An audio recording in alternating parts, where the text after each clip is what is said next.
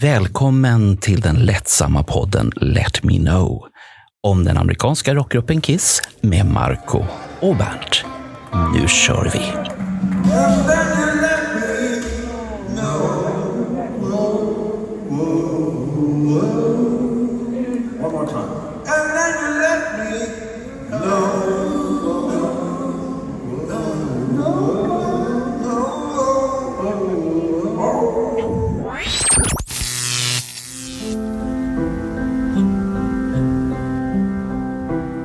För många är det här 80-talet.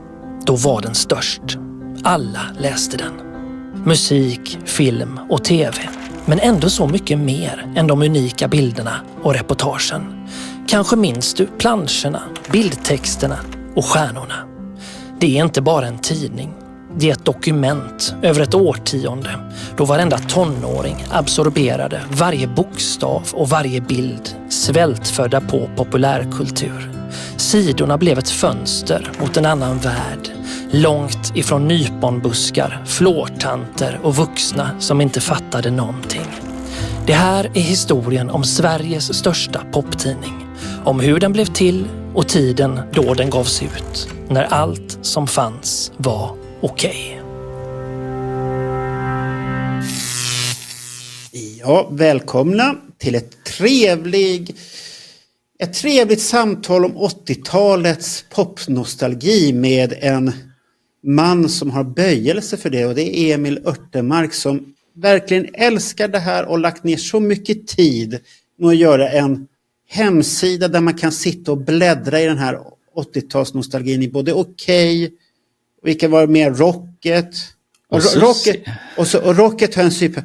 Jag trodde inte den var så jävla dåligt designad som det var. Förlåt Anders Tegner, men den är riktigt dåligt designad nu. Jag hade för mig att det var hög klass på den, men nej fan, det var inte hög klass. Det var inte Tegner som layoutade den. Men, nej, och sen den andra tidningen, vad hette det, sa du? Var det? Sussi. Poppis var det. Poppis. Ja, den var ju fruktansvärd design på också. Fruktansvärt. Jaha, det finns en anledning till. Jaha, okej, där ser jag. Men så att då har vi mannen som är nere på gitarrhalsar. Det har han klagat på hos mig en gång när jag hade manipulerat en bild. Då kom det en fråga. Vad är det för gitarr Vinnie Vincent har? Det där ser konstigt ut på gitarr.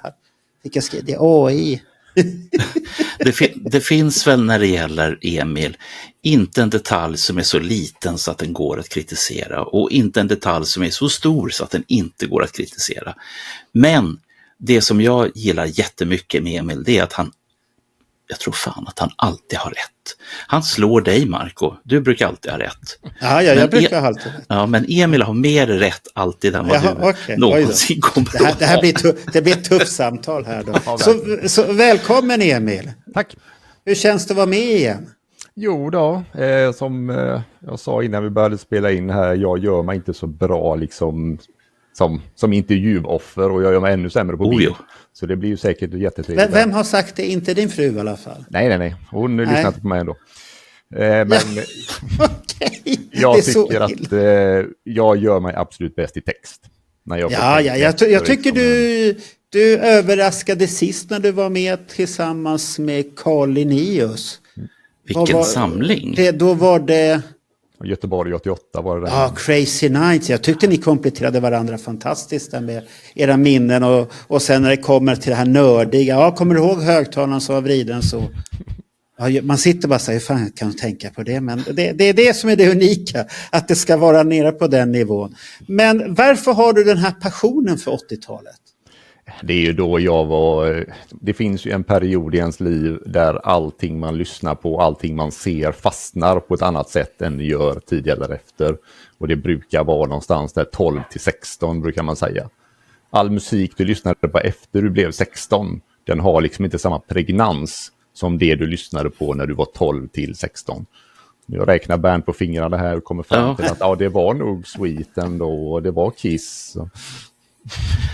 Alltså för min del som är några år äldre, jag satt här och tänkte 12, det var 73, och så fram till 16 det var 79, och vad var det 79? Jo, det var Dynasty, det var disco smisko från alla världens länder, och sen någonstans runt 80 då började hårdrockstationen Heavy Metal Heaven sända, där jag var en bit, men vi hade många andra. Vi hade Anders Tengner, Keke Savifjord med flera. Och sen fortsatte ju nostalgin, men du har helt rätt, Emil. Det var inte samma sak som glampoppen från 73 till 75, och det har ju Marco fått höra så många gånger utav mig. Var det nu Mud som började med de här grejerna som sen Kiss satte igång med, eller inte? Nej, det var det inte. Nej. Emil har nog ett svar på den frågan. Jag har inte tagit mig. När är du född, Emil? Jag är född 74. 74, ja, du är född precis då när Kiss kom med första albumet där. Så jag är ju det som ni brukar kalla för Animalize-generationen här nu. Jag är ju 100% den. Jag hittade Kiss när jag såg Heavens on Fire på Bergen i februari 1985.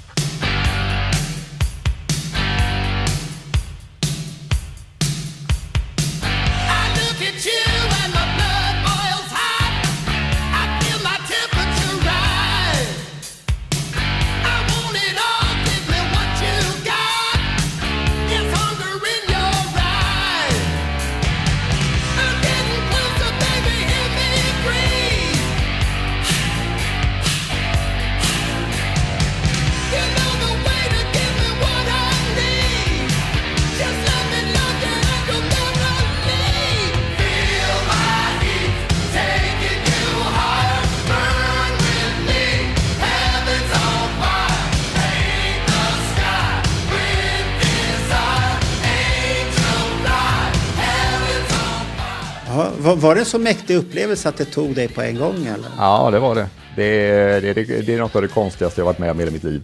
Det här är som att jag kände att det här var någonting som jag ville prata med alla jag träffade nästa dag om.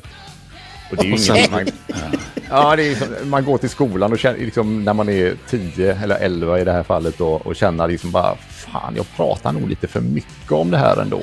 Hur marknadsförde du Kiss på den tiden då? På den tiden marknadsförde jag det inte alls egentligen. Förutom att du gick ju runt och pratade, sa du, på skolan till alla om Kiss. Men det var ju liksom precis när jag hade hittat Heavens on Fire. Sen visade det att många av dem i min klass hade ju sett samma sak och tyckte också det var bra. Okay. Så jag hade tur där. Det hade folk som fick plattor av sina föräldrar och sånt, så jag fick tag i Animalize och dubbade den på kassett ganska tidigt.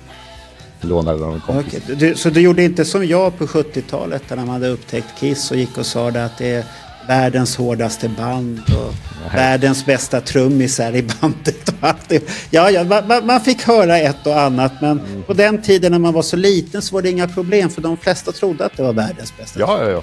Han såg ju tuff ut alltihopa. Ja.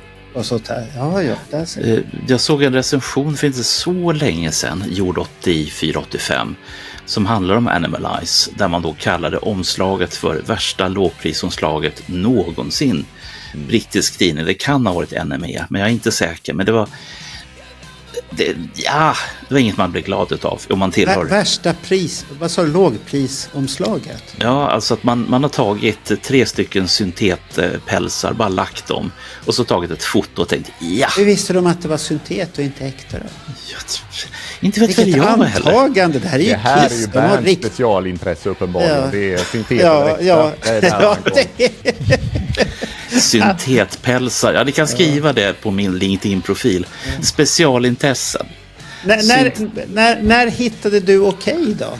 Jag tror, det vet jag inte, för det är så pass länge sedan nu så jag har inget minne av liksom, när jag såg min första Okej. Men jag skulle gissa att det var efter Bröderna Herreys vann Eurovision året innan. När vann de där? 84. 84. Det är maj 84 någon gång där. Och då fanns ju de helt plötsligt på Okejs omslag efter det. Och jag kan tänka mig att det är då jag upptäckte att det fanns en tidning som faktiskt, de hade ju Herreys, herregud, det här måste jag ju kolla på. Men det första numret med Kiss som jag minns, det är, om det är nummer 485. Det är på stand mot blå bakgrund som är taget där i Solnahallen eller vad det är för något. Notera att vi går ner på de nivåerna som ingen trodde var möjligt. Vi är redan där. Vi har sänt bara en liten stund. Vi har precis öppnat första numret utav Okej. och Emil är djupt nere i tidningen. Och det är så bra. Så ska det väl vara, den där fascinationen. Men vad tyckte du om tidningen då när du var liten? Trodde du på allt som stod där? För att jag har ju förstått, om jag säger så här nu när jag lyssnat på Alex poddar här, att det var ju fruktansvärt mycket bullshit i de där tidningarna. Frilansjournalisten Anders Tengner var med redan från början. Det var nakenbilder på Amanda Lear och tuttar. Och det var Gene Simmons snaskiga sexorgier och sådana saker som fyllde den här tidningen. Som inte innehöll så mycket text, för det fanns inte så mycket plats i den. Men det var ju ett ramaskri ifrån övrig media. Den skulle förbjudas. Det var, man betraktar det lite grann som tidningarnas avföring, liksom, att det var ett avlopp i svensk media faktiskt. Vi sålde väl en 8-10 tusen utav den där första. Så kom tvåan. Och då lottade man väl ut någons trosor var det. Och då sålde vi, dubblade nästan upplagan och ramaskriet blev ännu större. Och sen så kom trean och jag för mig att det var Elvis som låg i en genomskinlig liksäck. Där tog det liksom slut. Därför att då fick vi en bojkott mot Saxon och Lindström att man skulle man skulle uppmana, Hem och skola skulle uppmana då svenska folket att inte köpa våra produkter. Och då var vi väl överens om att vi skulle göra ett uppehåll. Men tidningen sålde väl vi sålde nästan slut. Vi sålde 25 000 ex. Så att det var mycket som var rätt. Men kanske lite för tidigt för den typen av material. Hans är ju som han är. Det rinner ju av honom som vatten på en gås. Han blir bara jättearg och slår näven i bordet. Och jävla skit, nu ska jag ta striden, ja! Så att jag tror till och med att han uppskattade och uppmuntrade att det skulle bli ett ramaskri runt det. Vi startar med en riktig skandal. Då etablerar vi oss.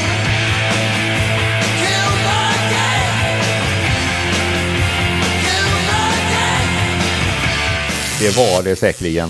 Nu har ju han tagit de väldigt, väldigt tidiga åren och läst igenom det. Då handlade det ju mycket om artister som ingen av oss bryr oss om. Liksom. Jo, med Veritas brydde sig. Ja, han fick ju ett spel där på Veritas. Jag höll på att cykla av vägen och på väg hem när jag hörde det. Glöm nu inte att det finns en koppling mellan Veritas och Kiss. Det kan vi göra ett specialavsnitt om med Marco. Herregud, det hoppas inte jag behöver vara med. Okej. Men jag tror så här, det man läste om Kiss eller W.A.S.P. eller Mötley Crüe och sånt, där tog man bara för givet att det var sant. Ja, W.A.S.P. var ju så. Det var ju riktigt sant alltihop. Ändå var det liksom, jag vet inte, var det någon, jag läste inte resten för det mesta. Det var ju mer liksom, här finns bilder att titta på, de andra ser inte lika tuffa ut. Läste du de där viktiga bildtexterna då? Ja, här står W.A.S.P. bredbent och slaktar någon eller sånt där. Det var mycket bra grejer där.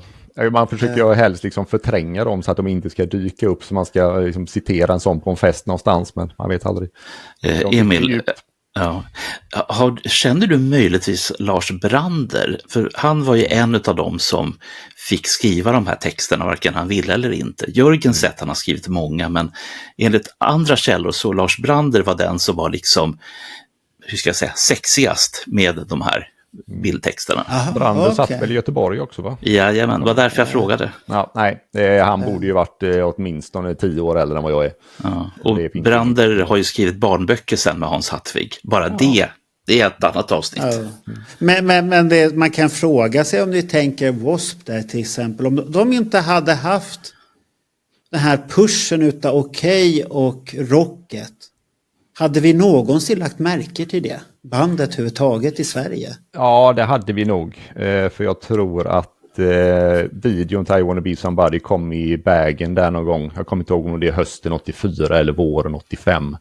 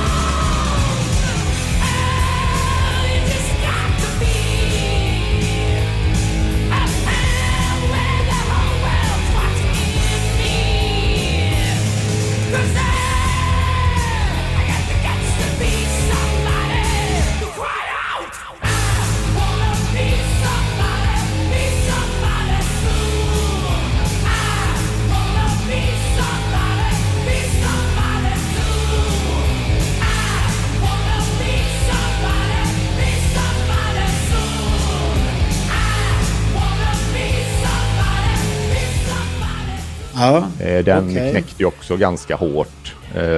Men de hade ju hamnat där. Men det är ju frågan om, eftersom videorna i vägen, de röstades ju fram av ungdomar ute i landet. Så det kan mycket väl ha varit så att den röstades fram för att man hade hört talas om W.A.S.P. redan via Okej eller Rocket. Man vet ju inte, hönan och ägget är lite grann. Ja, men jag tror det. Men de hade ju hjälp av Barnjournalen och vad hette han, Sivert Öholm som tog stackars Anders Tegnér och gjorde en så här rättegång live där han skulle svara på alla frågor och alltihop. Och jag har ju sagt det förut också att nu historiskt sett så vet vi vilka som sitter där och är riktigt läskiga jämfört med Anders Tegnér som absolut inte är läskig överhuvudtaget. Det finns läskigare personer i publiken. Vi behöver inte nämna vilka det är, men så är det. Även det skulle vi kunna gjort en special om, eftersom då så var det ingen som visste vilka de här var eller vilka roller man hade eller någonting sånt överhuvudtaget. Nej, så då visste vi inte det.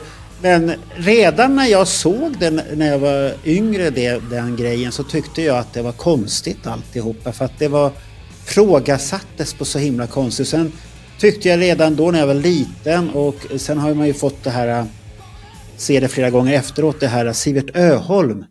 Att han är så exalterad utav vissa saker där. Skadligt upphetsad. Ja, så att det blir lite så här läskigt alltihop.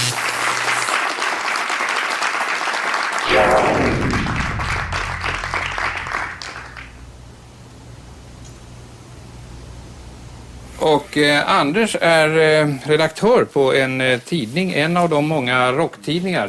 Den heter Rocket, den som han ger ut, och den har hårdrock. Ja, det är den typ av rock som vi har läst rätt mycket om i tidningarna. Bland annat det amerikanska bandet W.A.S.P. We are Satans people. Vi är Satans folk. Vi ska få se en del utav det här i bilder som vi har fått från Barnjournalen, som hade ett team på plats när den här gruppen hade en konsert i Stockholm alldeles nyligen. Världens äckligaste rockgrupp, det kallar många den amerikanska hårdrockgruppen W.A.S.P. som besökte Sverige i veckan. För W.A.S.P. De hetsar upp publiken med ett våldsamt uppträdande.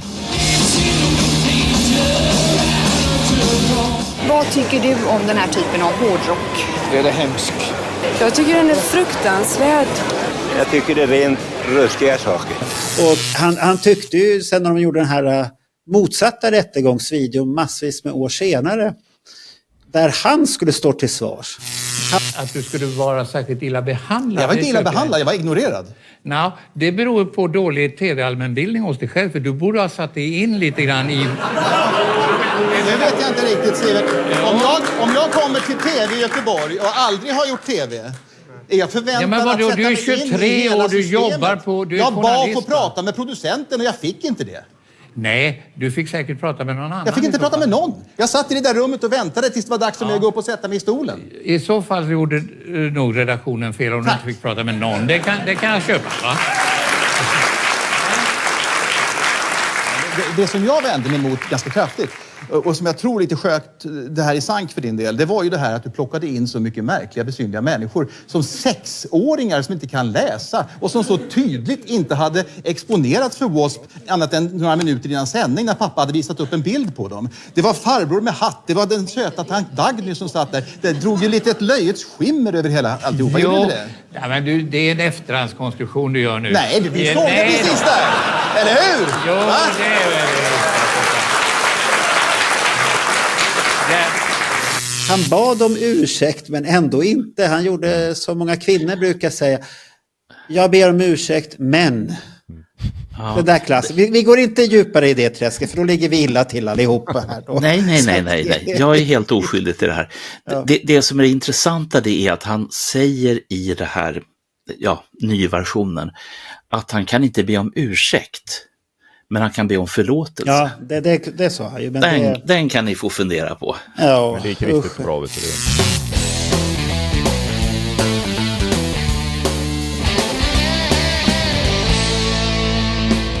Men när fick du idén att börja samla på Okej-tidningar och Rocket och Poppis och allt det här? Det är en jävligt dum historia, rent ut sagt. För det började med för ett par år sedan när jag köpte en maxi-singel med svenska hårdrocksbandet Jailbait.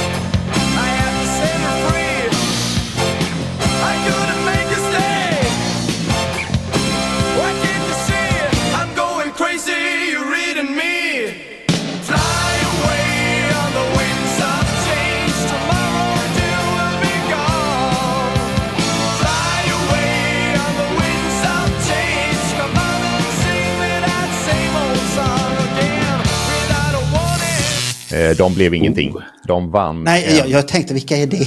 Nej, de vann en upplaga av Rock-SM. Jag kommer ihåg 88 eller någonting. Och då stod jag köpte den egentligen bara för att de tackade på Stanley på baksidan. Så tänkte det här måste jag lyssna på. Sen såg jag att det var inspelat av Konsum Records. Så tänkte man, vad fan är det här för någonting? Och då började man titta, okej, de har vunnit Rock-SM. Så jag gick in på Wikipedia och kollade på Rock-SM. Och då såg ju den ut som, hej, kom och hjälp mig. Där fanns ingenting. Så jag fick ju tuppjuck eftersom jag är akademiker i grunden. Så jag la något år eller 2 där på att liksom få ihop så att Wikipedia-inlägget för Rock-SM numera ser bra ut. Och när jag höll på med det så visade det sig att det var en jädra massa som hade hänt som jag inte hade någon aning om. Bland annat att Joe Cocker och Transdance var halvtidsunderhållning ett år. Oj! På Rock-SM? Jajamensan. Och när man då sitter och gör sina Wikipedia-sidor så länkar man ju till alla andra relevanta inlägg sådär. Så jag länkade till Transdance, tänkte jag, men det måste jag gå in och kolla på. Och då var det ännu sämre än Rock-SM. Så någonstans i bakhuvudet så bara så här, fan, måste jag skriva om Transdance också? Ja, det måste man. Det då?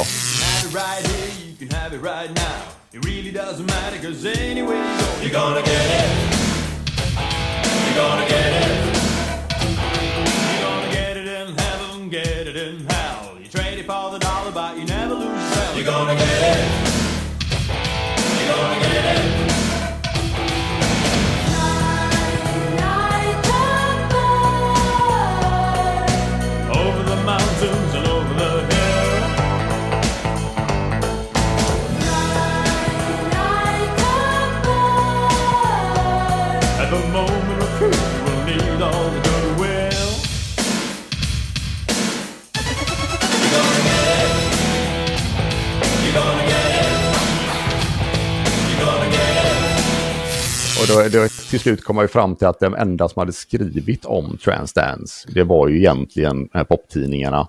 För det stod inte så mycket i liksom dagspressen som man kunde använda överhuvudtaget. Nej, de var inte så poppist. Nej, så jag började liksom titta lite runt omkring på Tradera för att se som okej, vad liksom skulle behövas, vad skulle det kosta att liksom få tag i åtminstone numren som hade Transdance i sig. Och det är problemet att vilka jävla nummer hade Transdance? Förutom de där de hade på omslaget. Det finns ju inget sätt att få tag på detta. Det finns en sajt på internet som har samlat alla de här Okej-tidningarna. Och där kan man söka. Ja, men den kom ju... vad dum du är, Emil. Eller vad dum du är, Bernt. Den har ju kommit tack vare Emil. Den fanns inte då. Lyssna nu på Emil här. Ja. Han är bra, Bernt. Han hänger med. Ja, det kan man ju fråga. Okej. Men då jag gick ut och tittade på Tradera, se om vad som fanns där och vad kostar ett nummer med Okej egentligen, om det ens fanns några. Av en ren slump så var jag där i rätt tid. För då var det en kvinna som sålde 3 kompletta årgångar 87 till 89 och så halva 86. Hon sålde dem billigt för det fanns inga poster eller någonting med, och hon hade skrivit sitt namn på alla omslagen. Men de var verkligen i kanonskick. Det var ungefär som att hon hade skrivit sitt namn på omslaget, tagit ut posterna och sen bara lagt dem i en låda. Hon hade aldrig bläddrat i tidningen överhuvudtaget. Det såg nästan inte så ut när man öppnade dem. För de var ju känsliga de här. Okej har ju alltid varit känslig. För om du är lite blöt om händerna och sånt där så kan tryckfärgen fastna på fingrarna och sånt där. Så omslaget liksom viks och såna här grejer. Ja, och sen blir så här vita effekter som blir att tryckfärgen försvinner. Jättekonstigt, jag vet inte vad de har. Det var väl Hattvigs sätt att kunna dra ner på kostnaderna. Definitivt. Hur tunt papper och hur dåligt papper kan vi trycka på? Ja, det kan ju vara ett papper som är kanske för glättat egentligen för tryck. För det var väl lite halvblankt pappret, var det inte det? Det var det efter ett par år i alla fall. Och det var liksom, framförallt, han kunde ju, när de började, säg 81 till 83, då är det ganska tjockt papper. Det är fortfarande inget bra papper, men mycket, mycket tjockare papper. Men det funkar när man har 48 sidor. Om du kommer upp till slutet av 80-talet, då är det 72 sidor ibland. Oj. Och det är ju... Häftningen blir dålig och det är fruktansvärt tunna sidor för att det ska funka överhuvudtaget. Och så är trycket sådär lite... Kan man dra en parallell med pappret som till exempel Hänt i tryck på? Det får du nog stå för jag har inte läst många Hänt i veckan i mina dagar. Alltså. Nej, jag skulle nog säga att Okejs papper på den tiden var det var rätt så, det var så väldigt fort defekter på den. Där det blir så här, de här klassiska strecken att det fattas färg helt plötsligt utan någon anledning och väck som absolut inte går att rätta till överhuvudtaget. Att den var känslig och sen släppte den ju väldigt, omslaget hade ju tendens att lossna från, vad heter det här där man har häftat ihop den. Den nöttes ut, det var alldeles för, det var riktigt, vi kan kalla för rysspapper. Jag tror han har köpt en jävla bar. Det här var ju en budgettidning. Men det är så man har god marginal så man tjänar pengar. Men, det kan jag tänka mig. Det innebär ju också att det finns ganska få, framförallt i vissa årgångar finns det ganska få som har överlevt intakta. För alla som sitter här har ju klippt ut grejer ur Okej. Det är jag ganska säker på. Rivit ut sidor och det kan ha hänt. Ja, det har hänt. Klistermärkena hamnade på dörren. Precis. Och de var fruktansvärt svåra att få bort. Det var de definitivt. Jag har fortfarande ett par som sitter på en skänk som står hemma hos mina föräldrar. Som inte går bort. Nej, skulle du få bort och så fastnar hälften alltid. Den delar sig på något konstigt sätt. Klistringen sitter fast och sen är det andra borta. Så jävla tafflig kvalitet på vissa grejer där. Men i alla fall, jag fick tag i 3,5 årgång där. Tänkte det är ju bra för det jag var ute efter här, det var ju egentligen bara informationen. Jag bryr mig egentligen inte om tidningarna.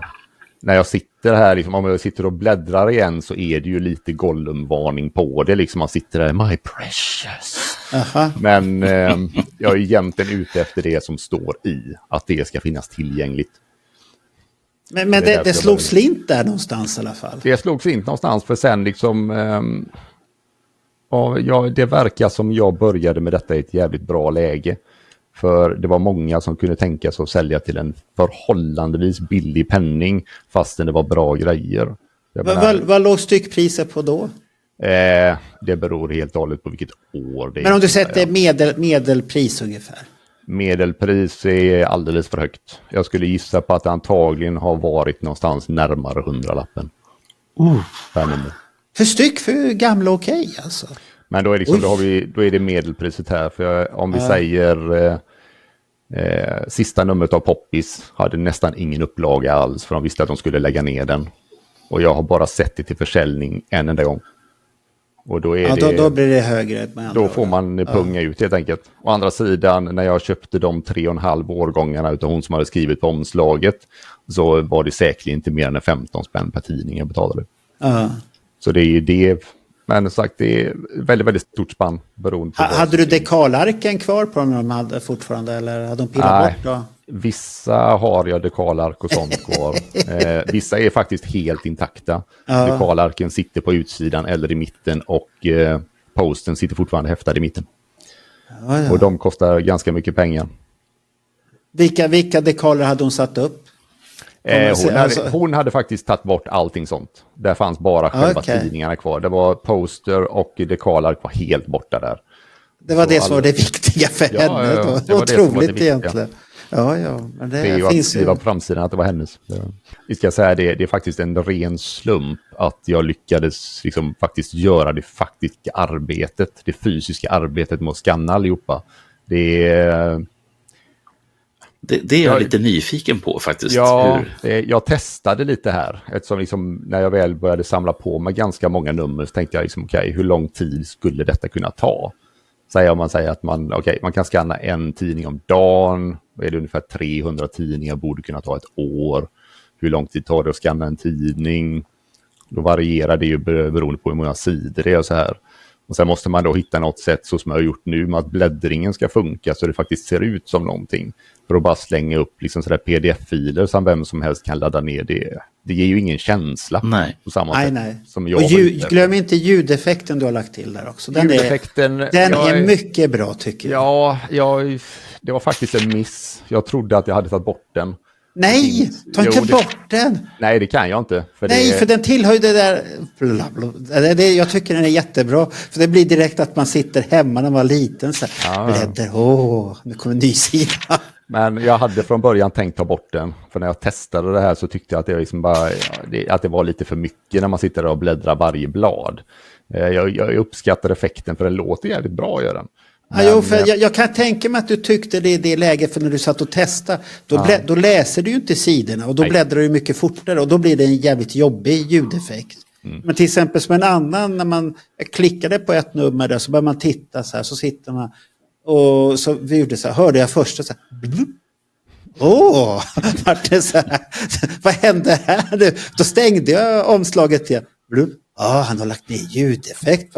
Fan vad häftigt tyckte jag. Sånt där går man igång på, så här enkla grejer. Men det vart ett mervärde. Du kan vara lugn för det är ingen global inställning eller någonting. Utan då måste jag gå in och fixa detta på varje nummer för att ta bort det. Och vilken det kommer aldrig att hända.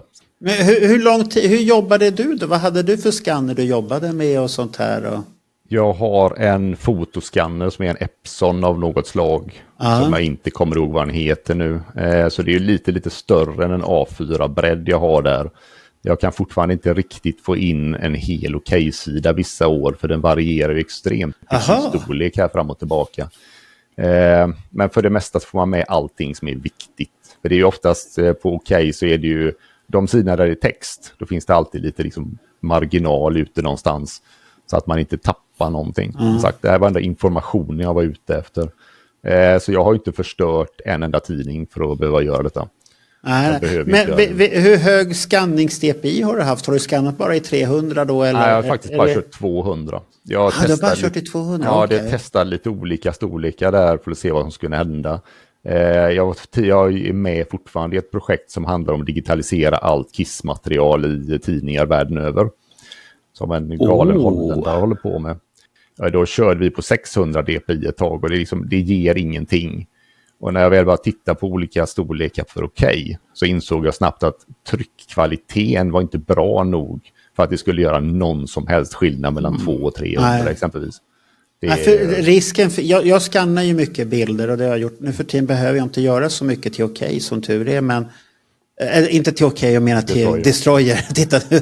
Men det är ju det här att ska du få bort moiré som finns i tryckta tidningar, det är det är den tekniken som blir och effekten utav tidningen när man skannar in bilder, så blir det ju antingen får du gå jättehögt, då måste du upp på 1200 1800 dpi för att kunna få bort och sen köra massvis med filter och grejer för att få bort det helt och hållet för att kunna trycka om bilden. Nu ska inte du trycka om den, nu ska det bara vara ett digitalt arkiv, så att det hade nog räckt max 300 dpi som den är tryckt i, så hade det inte det skadat ändå. Det enda som händer det är väl att filen blir onödigt stor kanske. Det var därför jag stod och vägde där mellan 300 och 200. Det var därför jag valde 200 till slut. Just för att tryckkvaliteten på okej var relativt dålig. Och det gav ändå känslan av en tidning, men man tappade inte någon information. Har du provat de här nya slags appar som har kommit nu för tiden till telefonen, som utnyttjar telefonens kamera för att scanna in bilder? Funkar det bra, eller är det mycket meck fortfarande då? Eller? Det är mycket meck, för liksom du är mycket mer beroende av att du har en ganska stadig hand. Ja, det är man. Många av dem är ju liksom satsat på att man ska liksom bara matcha in hörnerna på. Och sen, men man kan ju aldrig hålla telefonen riktigt rakt. Så den justerar ju sen den skanningen för att den ska bli rak. Ja, och då liksom kommer det digitala artefakter till det. Om man inte är Bernt, som inte är så här som alla vi andra. Jag kan tänka mig att Bernt är en riktigt stadig hand där. Du ser ju själv. Ja, det kan ju diskuteras, hans stadiga hand här egentligen. Titta noga här. Ja, det är bara en tillfällighet. Du har en protes där. Men så att du la ner så mycket jobb. Men ett nummer, hur många megabyte är ett nummer egentligen? Det beror lite på. Någonstans mellan 25 och 40 blir det. Har du komprimerat dem rätt så hårt, sidorna då? Eller? Nej, jag har kört dem. Jag körde alltihopa via Acrobat, för det är enklast. Okay. De är ändå ganska bra på att sortera sidor och få det så snyggt ut sådär. Och jag körde den högsta upplösningen man kunde få där utan att liksom göra något speciellt med det. När du skannade, körde du ju JPEG-format eller TIFF eller... Du körde JPEG, inte PNG eller något sånt där. Det kanske inte finns på skannerprogrammet, man kan spara det till PNG. Det finns på skannerprogrammet lite. Man kan ju inte BNP också, man vill göra de riktigt gamla grejerna. Men, nej, den är bara jobbig. Ja, men det, är liksom, det gav inte heller någonting. Testa lite olika format. Och framförallt JPEG är ju lätt att jobba med för det mesta. När man håller på. PNG är lite sådär, det är bättre om man ska jobba med en hemsida exempelvis. Ja, då är det bättre. Då blir, den är inte så förstörande om man säger så. Jag har en fråga till dig, Marco, här nu. För som sagt, den här hjärnan sitter ju och tänker parallellt med att ni pratar. Du som har layoutat en del nummer utav Okej och Destroyer, men framförallt Okej. Inte layoutat, jag gjorde originalen till Hartvig. Det var så originalen, det var mitt första originalarjobb. Okay. Det var att sätta ihop originalen efter hans skisser. Okej. Men du har ändå en inblick. Var det möjligt som sa att det sparades på scenekopior, alltså pdf-er utav de här tidningarna då? Jag tänkte att man slapp uppfinna... Inte vad jag vet vad som hände där uppe. För då var det ju analogt alltihopa. Ja. Det här var ju, när jag gjorde det, då fick jag textsjoken i såna här stora... Vad ska man säga, en film som är A3-bredd där alla är spalter och så ska du passa in och så får du dela en spalt att den ska fortsätta där och så har du hans Hartvigs skiss under hur han vill ha det och det man skulle placera in där, det var ju egentligen texter, rubriker, hur de ska sitta. Och sen har jag gjort min del och så åkte den iväg och så kommer reprokillen och lägger in bilder och sånt här. Så att det är det man gjorde där. Jag tänkte att någonstans här, när man fortfarande, eller gick från det analoga som du pratade om till det digitala, så gjorde man ju pdf-er för att ha men inte på sent 80-tal. Det här måste du... När kom Acrobat egentligen? Jag tror du måste gå fram till 95-96 någonting för den första. Det jag för mig att det är 95-96 första gången jag började jobba med att spara trycksaker för tryck i Acrobat-format. Det är först då det formatet har blivit accepterat hos tryckarna och du kan mata in referenser. När du sparar din Acrobat-fil så kan du spara högupplöst för tryck och sånt här med passmärken. Det ska ju inte du ha, men det beror ju på.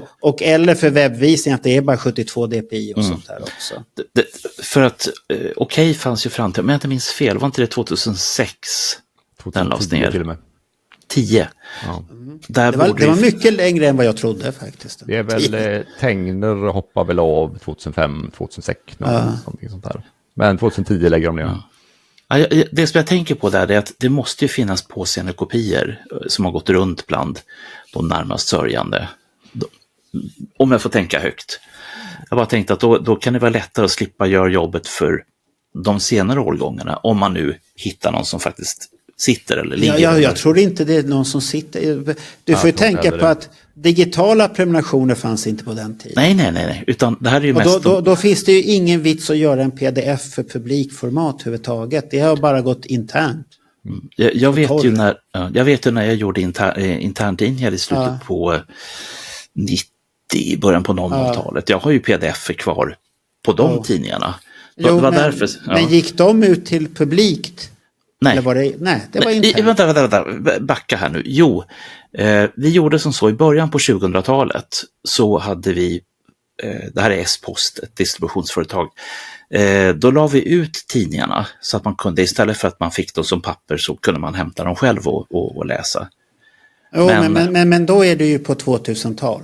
Ja, men jag bara tänkte att... För då har ju Adobe kört över, vad hette det där andra företag som fanns? PageMaker? Nej, Kork Express och... herregud, och så att det hade de, för Kork Express var ju ledande. Ja. Och sen kom Adobe och bestämde sig för att de skulle bli ledande, för de var redan ledande inom bildredigering. Och sen gjorde de, vad hette det där, PageMaker. Ja. Och det gick ju aldrig så här jättebra. Men sen gjorde de om PageMaker till InDesign. Och InDesign dödade Korken jättemycket, för då kom det helt plötsligt lösningar som de hade redan då börjat göra, att har du Photoshop så kan du gå dit och så gör det där och så implantera. Och det där funkade ju inte på Korken. Då var det ju automatiskt att du, fan vi gör det här istället. Och sen var det bättre och bättre, och Kork Express finns kvar. Jag har testat dem senare, men det funkar så bra på Adobes produkter. Fast det är dyrt. Det är dyrt som attan. Det vet väl du, Emil? Premmar du på Acrobat då? Jag gör det, för jag använder Adobe Express också för sakerna som jag lägger upp mitt Instagram. Så jag har det. Men så använder du det kontot? Adobe, det här... För att göra olika grejer. Har du använt AI där också, eller? Verkligen inte. Jag är inte AI på det viset. Jag har ingen som helst intresse av att liksom använda mig av AI till någonting. Om vi säger, när vi kommer till mina övriga intressen sen, så är ju, som Bernt sa, jag är ju på detaljnivå. Och den detaljnivån är inte någonting som AI har att göra med. Nej. Jag behöver hitta en högupplöst bild. Sen zoomar jag in i nedre vänstra hörnet och hittar någonting. Ja, det vet vi. Du har dina böjelser.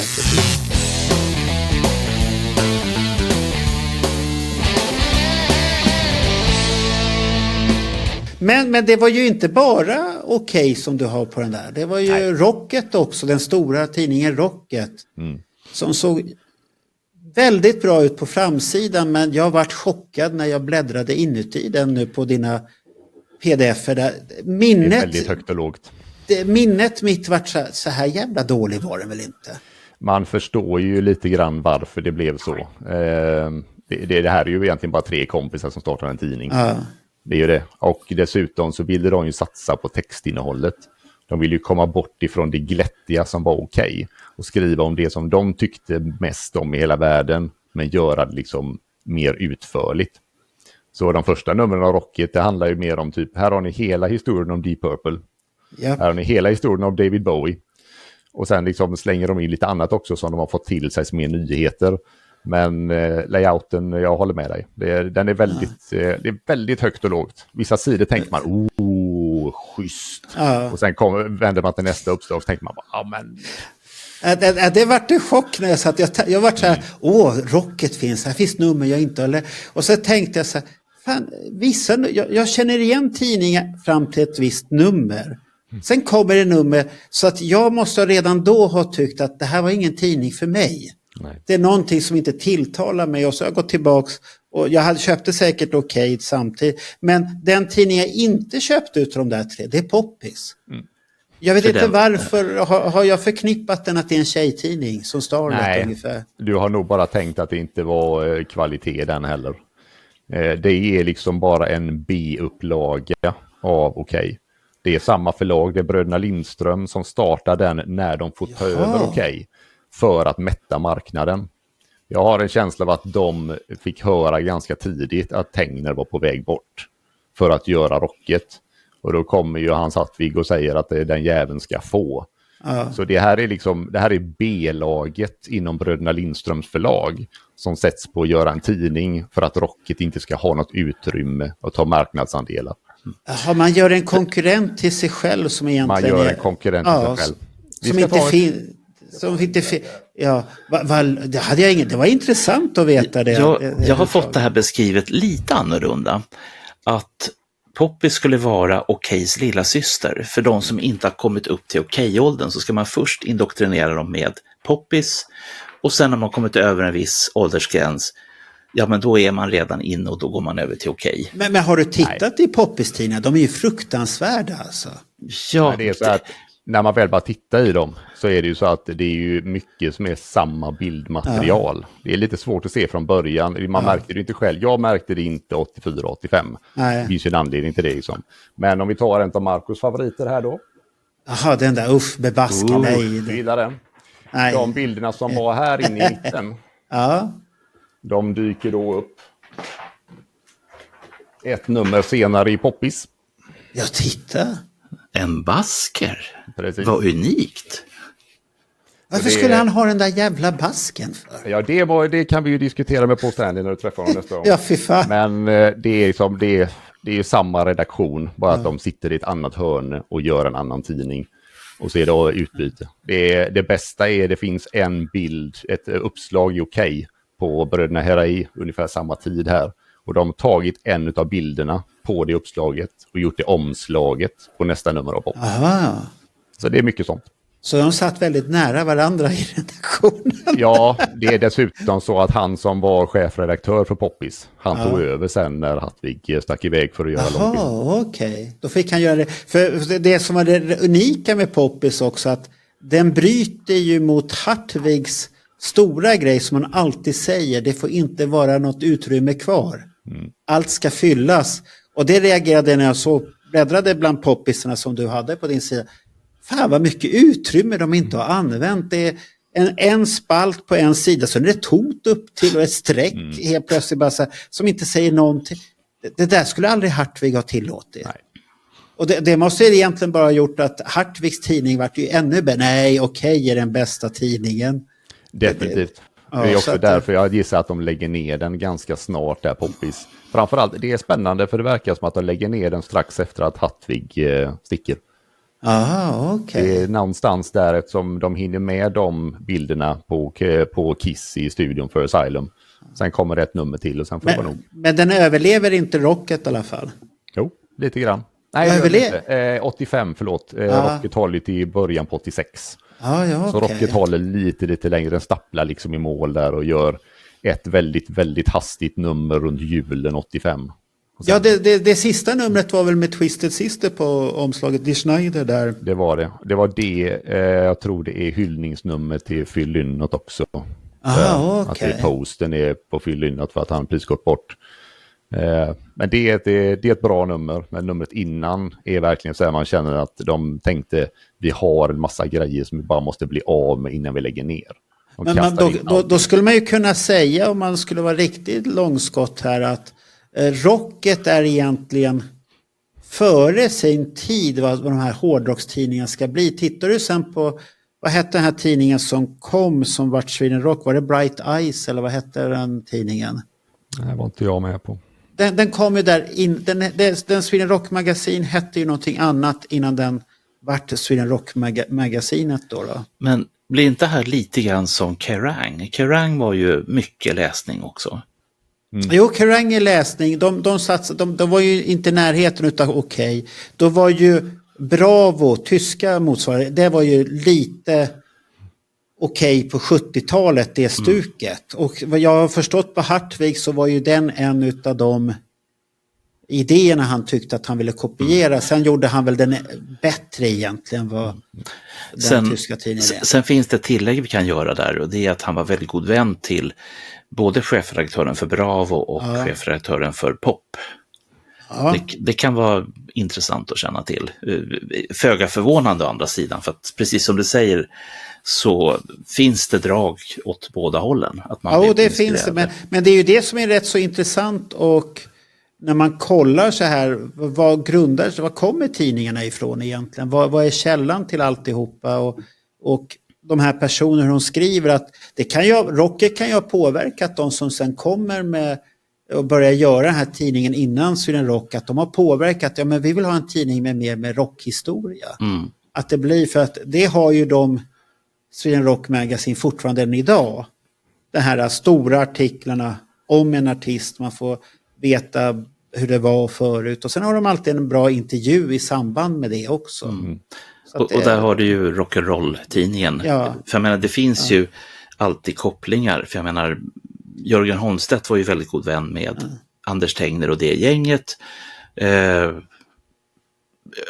Rocket skrev långa artiklar som var bra. Vilket Jörgen har haft då först i rock'n'roll och sen har han ju fortsatt in i Sweden Rock-tidningen. Så att ibland så blir det liksom, var började det ena och var slutade det andra? Nu är det bäst att säga det här att Jörgen Holmstedt hade ju ingenting med rocket att göra. Nej, han hade ingenting med det. Nej. Han sa, Jörgen Holmstedt, att de ville att han skulle följa med. Men han hade inget intresse, för att han hade ju fått det bra på Okej. Och han trivdes. Bildtexter. Ja, han trivdes ju där och göra de här storiesarna och alltihopa. Så sen, det förstår man ju. Sen kan jag tänka mig, det här sa han inte, men eftersom jag känner båda de här herrarna så kan jag tänka mig att Jörgen tänkte att jag såg vad som hände med Anders och Hans Halltviks vrede. Den vill jag inte ha. Nej, men han skulle ju ha blivit värvad då i samma veva alltihopa. Men vilken tidning tyckte du var bäst utav de här tidningarna när du var ung och tycker idag?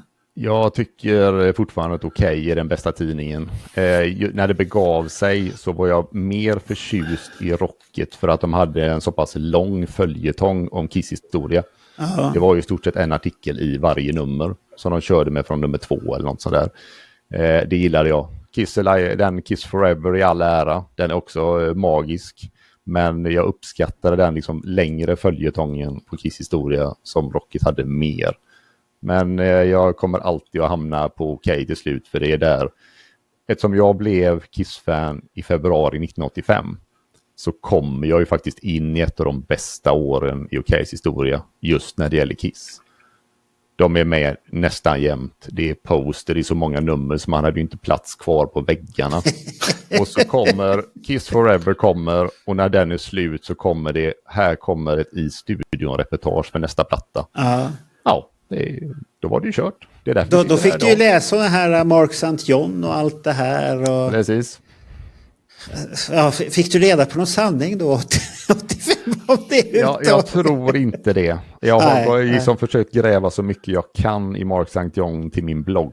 Men det finns inte så mycket sanningar att få där, måste jag säga. Jag är intresserad av liksom, vad hände.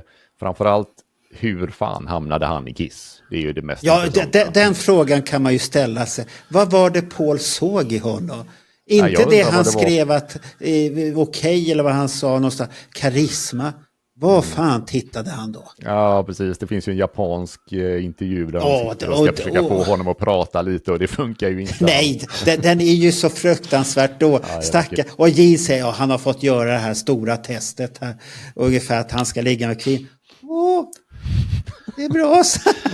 Och Gene Simmons bara, vad fan är det med? Du ska vara rockstjärna. Man ser ju på Gene, han kokar ju nästan. Ladies and gentlemen, girls and guys, especially girls, Mark St. John, our lead guitar player. Hey, there he is. Hi, Australia.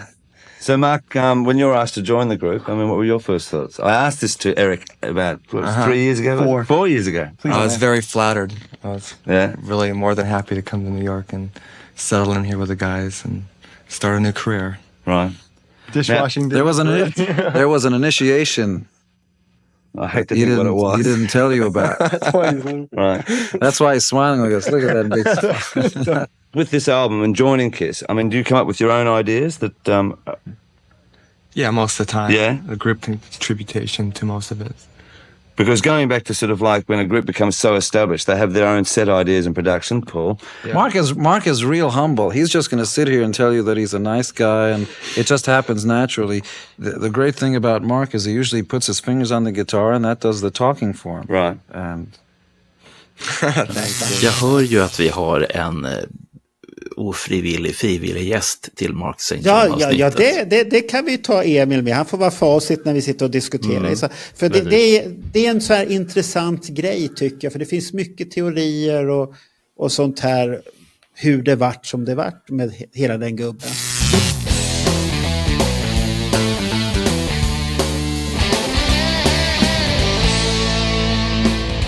Men vilka band var viktiga för dig att följa på 80-talet när du läste Okej som mest aktiv?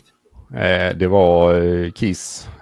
Sen måste jag säga att jag kan inte påstå att jag läste så mycket av de andra. Men Mötley Crüe, Iron Maiden, W.A.S.P. var de stora. Jag var inte så mycket för Dio rent liksom utseendemässigt och i Okej. Musiken sitter fortfarande kvar, liksom, den är fastnaglad bakom ögonlocken. Så där, den kommer jag aldrig bli av med. Jag älskar den än i denna dag.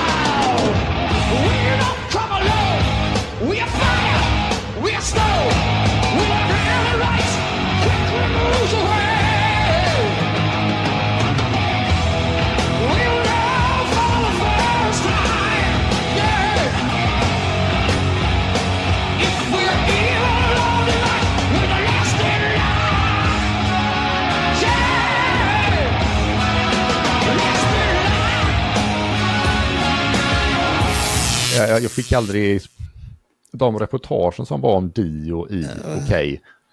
De hade inget visuellt genomslag på samma sätt. Han hade ju en jättestor drake på sig. Han hade det, men det var svårt att fota den så att den blev tuff nog. Va? Jag tror det finns ett uppslag där den visas när han står med svärdet upp med den. Och då tänker man bara, Men sen kom inte han tillbaka till Göteborg så det kunde inte jag se den. Nej, och det blir inte mer fascinerande än så, om man säger ärligt talat. För Dio, han har fantastisk sångröst. Han är en duktig entertainer när han står på scen, men han har ju storleken emot sig, så att sätter du grejer, allting ser ju väldigt stort runt omkring bredvid honom. Speciellt när andra bandmedlemmar kommer bredvid honom, så krymper ju den stackaren. Och jag har ju hälsat på honom, och man ska inte ha den tanken. Jag tänkte jag skulle säga någonting vettigt till honom. Jag sa, jag älskar dig, jag tycker det är bra. Och så sitter det och rullar. Fan vad kort han är. Det var det enda som satt och rullade i huvudet samtidigt på mig. Och då det är tur att jag inte sa det. Fan vad kort du är i alla fall. Det har han ju aldrig fått höra förut. Nej, men otroligt trevlig. Och så tog han i hand också. Så här med båda händerna så här, otroligt, så att det är väldigt trevligt. Och jag vet att Hasse, min kollega, var med på det mötet också, för det var det här Monsters of Rock på Hovet med Rat, som jag hade gjort den här fula t-shirten till. Sen var det Alice Cooper och så var det Dio. Och så var det Hasse som var så spänd att få se Alice Cooper. Oj, vad han mådde ju nästan dåligt när han såg Alice Cooper på så nära håll. För man såg på honom att hjärtat slog sig. Så att det är farligt det där med närkontakter ibland. Men Då var du en rätt så typisk hårdrockskille med andra ord då? Jag var en rätt typisk hårdrockskille. Jag lyssnade på all den andra musiken också. Det var ju ofrånkomligt liksom. Om du satte på radion på 80-talet och det inte var Svensktoppen så var det ju tracks. Det var ju i stort sett det som fanns fram till dess att Rockbox kom egentligen. Innan de hårdrocksprogrammen eller rockprogrammen som var innan var jag för ung för att liksom vara med om överhuvudtaget. Men vilka popartister var det då du gillade? Lili och Susie och Sabrina och sånt här, Samantha Fox? Eller? De såg bra ut allihopa. Det Jaha, ja, det var ju tur att du sa det själv. Ja.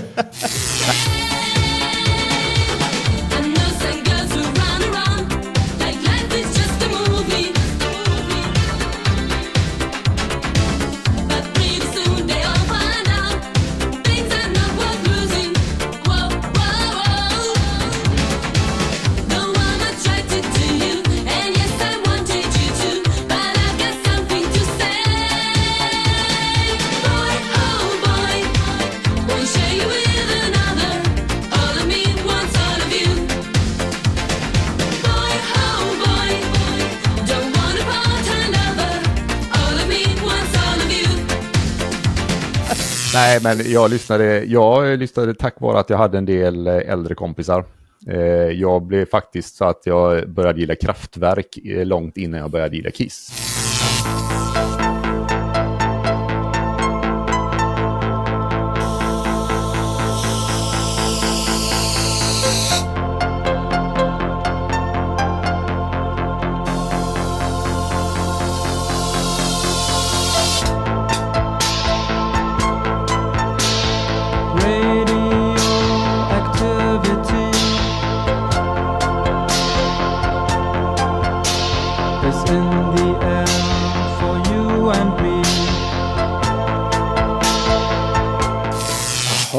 Så någonstans där runt 80-81 lyssnade jag på Kraftwerk och Depeche Mode och Duran Duran sådär. Nu kommer Guilty Pleasure. Det var ju tunga grejer ändå. Det är ganska tunga grejer. Det är det abret man får dras med när man har äldre vänner som introducerar men Duran Duran i början var ju lite mer... De var ju lite hårdare i början än de var så här jättepoppiga. Och... Jag tycker det. Om man får fått för sig att Duran Duran är poppiga så ska man sätta på några låtar där så ska man lyssna på det var Andy Taylor som spelade bas, va? Ja, det var den snygge som alla tyckte. Ja, han jobbar hårt i bakgrunden där alltså.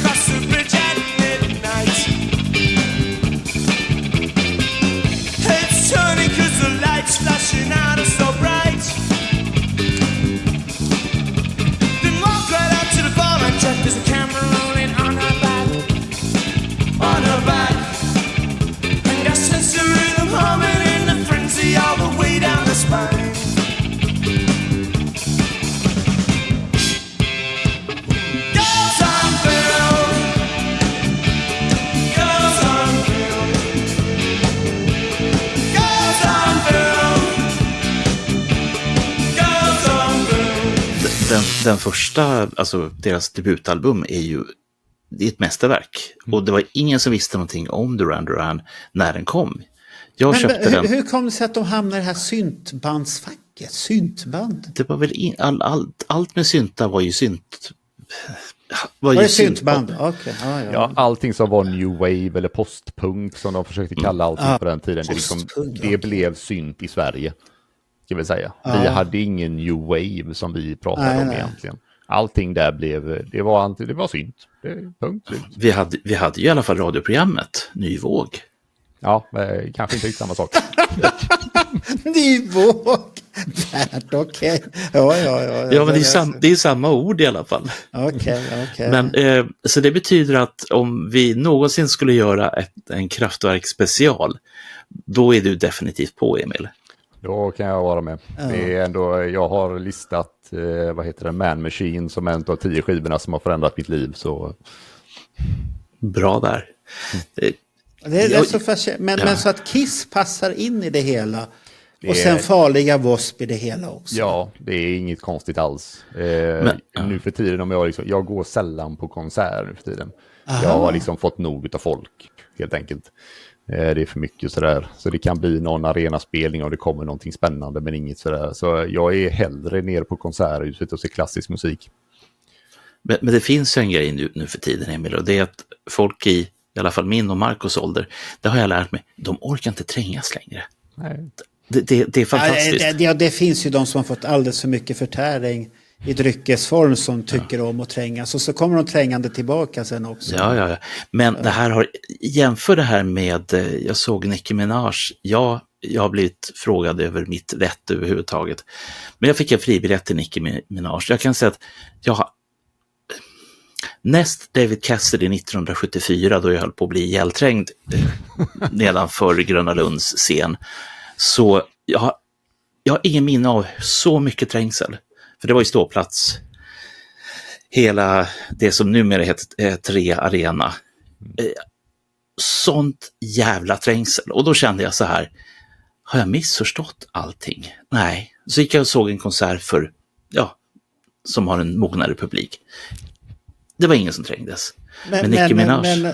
Men stod du långt fram på henne eller? Ja, lite. Du tänker dig Bernt, han måste ju vara längst fram på Nicki Minaj. Det ser man ju på honom. Ja, men Marco lärde mig en otroligt viktig sak i samband med Kiss-konserten i Göteborg 2022. Och det är det att man måste stå längst fram för att vara mitt inne i musiken. Men jag pallar nog inte en konsert till med Nicki Minaj och den trängsel som var. Är inte hon känd för någonting? Alltså förutom musiken som var känd för rätt så stor behind har jag för mig. Ja, det kan stämma. Det finns en låt som handlar om en anakonda.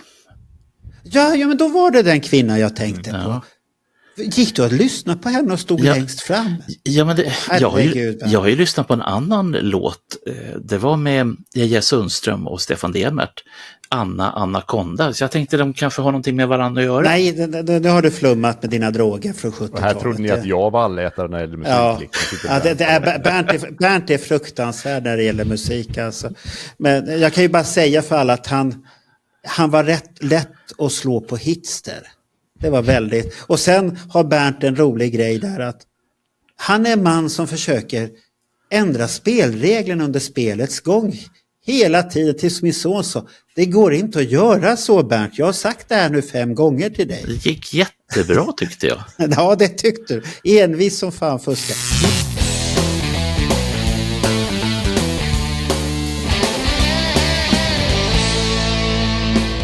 Nostalgins kraft för 80-talet där. Varför är du så fascinerad utav det? Är det bara för att det är det här barndomen som är där och du har fastnat i det? Delvis. Sen det här hör ju säkerligen ihop med att jag var ung då. Men det finns ju andra än jag som tycker att någonstans där 1984 till 1986 det är liksom popmusikens absoluta zenit. Det finns ju en bok om 84 som heter Pop's Greatest Year. Som jag tyckte att den var bra, men den var lite sådär, den var lite för enkel kan jag tycka. Men jag håller med det. Om man liksom går in och tittar på dem, det här har jag funderat på mycket ska jag säga, som hänger ihop med detta. Varför blev det Kiss? För när jag såg Kiss i februari 1985, då hade jag liksom slaviskt följt Bagen fram till dess. Och det vad såg du dem då? Det är Bagen. Ja, på tv. Okej, på tv. Okay. Ja. Jag trodde det var på livespelning du var 85. Det var därför jag tänkte, vad fan var det då? Ja, precis. Jag är 10 år och drog över till USA. Där ja, det var det. Jag var chockad. Ja.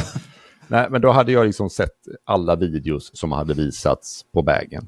Och då är liksom, det här är ju fantastiska grejer rätt överlag. Det är liksom, om vi bara tittar på hårdrocken så är det någonstans där, det är W.A.S.P. I Wanna Be Somebody, det är något lite Dio någonstans, det är Deep Purple har precis kommit tillbaka med Perfect Strangers. Ozzy, glöm inte Ozzy. Ozzy var nog inte med där 84-85. Han kom ju tillbaka först 86 egentligen med... Men han hade ju Bark at the Moon, spelades inte den mycket 84 ändå? Nej, det kanske inte gjorde. Nej, det är som, du får tänka så här, det här är, när det gäller pop och rock på det här sättet, så är liksom, det är ju inte nytt. Den kom 83. Det är ju gammalt när det börjar i hösten 84 när man börjar sälja bagen.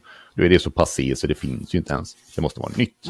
Men har du sett den här nostalgiska showen för den här Lucia-showen från Tyskland?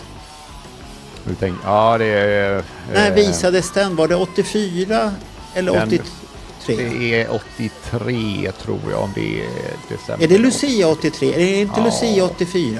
Jag tror att det finns både och. Det här är lite problematiskt för liksom det finns två olika saker som heter Lucia Rock om man bara tittar på detta. Och det som vi brukar prata om som Lucia Rock, det är nog den 83 när det är Maiden och Def Leppard och allt. Ja, alla de här bra banden, ja. Oj. Men det ni egentligen pratar om, det är väl Rockpalats? Ja, det är den. Som då fick. Som under... Inte? Jo, Rockplats. Det är det här de skriver på så och så går det så. Rockpalast tänker nog band på. Nej, det ska stå pop någonting i loggan. Ja, för det finns... Det går text lodrätt och det går text vågrätt i loggan. För grejen var att man hade... nu kommer jag ihåg vilken hall det var. Det är så jävla skönt namn. Grogehalle. Vad fan är en Groge? För att de hade ju 2 scener har jag för mig att de kunde vända på sig publiken och titta på 2 olika håll. För att de skiftade ju rätt så. Men det var, vad jag kommer ihåg så var Krokus, du har Iron Maiden, det var ju, oj vad bra det var. Krokus, Iron Maiden, Ozzy, Judas Priest, oj det var fruktansvärt. Oj. Det var lite för bra nästan. Vad var det mer? Def Leppard. Också med sin pyramid. Den får vi inte prata om, det är för mycket. Men det är ju då innan jag hittar hårdrock. Så den har jag sett bara i efterhand på antingen på en gryn i VHS eller på DVD när det väl kom in sen bland på 2000-talet. Om man vill riktigt gosa ner sig i den så ska man lyssna på C90-podden. När de tar upp det här. Dortmund hette det nog tror jag. Det var i Dortmund de var. Och de pratar om den här Lucia-rocken där och de är så roliga att lyssna på allihopa för de har ju exakt alla samma minnen. Och sen var det så de hade en sån här laser som kom och han såg jättetuff ut och Iron Maiden det var ju fruktansvärt bra. Jag kommer ihåg man fick se. Och det var ett jävla tjat att få vara uppe så sent också. Det är skola. Här har vi den jag letar efter. Grogehalle ligger i Essen i Tyskland. Jag vet att de filmade för ZDF. För bolaget. Någonting sånt är det. Men ska vi gå på dina intressantaste fynd i poptidningarna som du har hittat? Är det någonting du har blivit så här exalterad av när du har gått igenom tidningar? Shit, var det så här? Eller är det bara bullshit i alla tidningarna egentligen? Nej, det är ju spännande. Jag började ju ta tag i de här liksom nu, bland annat när jag skrev om Mark St. John här nu. För han dyker ju upp där lite då och då, bland annat efter att White Tiger har släppt sin första platta. Den hårda plattan. Får han en 2/3 sida i Okej där de verkligen frågar ut av dem. Vad är det som har hänt? Vad håller ni på med? Och det verkar det var riktigt innehållsrikt. Vilket år var det? Var det 85, 86 eller? Det måste nog vara till och med 87 kanske. 87, 86 kan det nog bli för oss. För det då måste jag gå in och bläddra och läsa dem. För vi ska prata om White Tigers i den här High or Hell Water och gå igenom den plattan. Det tycker inte Daniel är roligt. Men... Jag kan säga det är ju inget större fel på låtarna. Men det är så fruktansvärt dåligt mixat det här. Ja, och sången låter... Tänk att sången var aktuell för... Vad fan var det jag läste? Att han ska vara aktuell för... Var det Black Sabbath? Ja, han har varit med i Black Sabbath i typ 23 sekunder.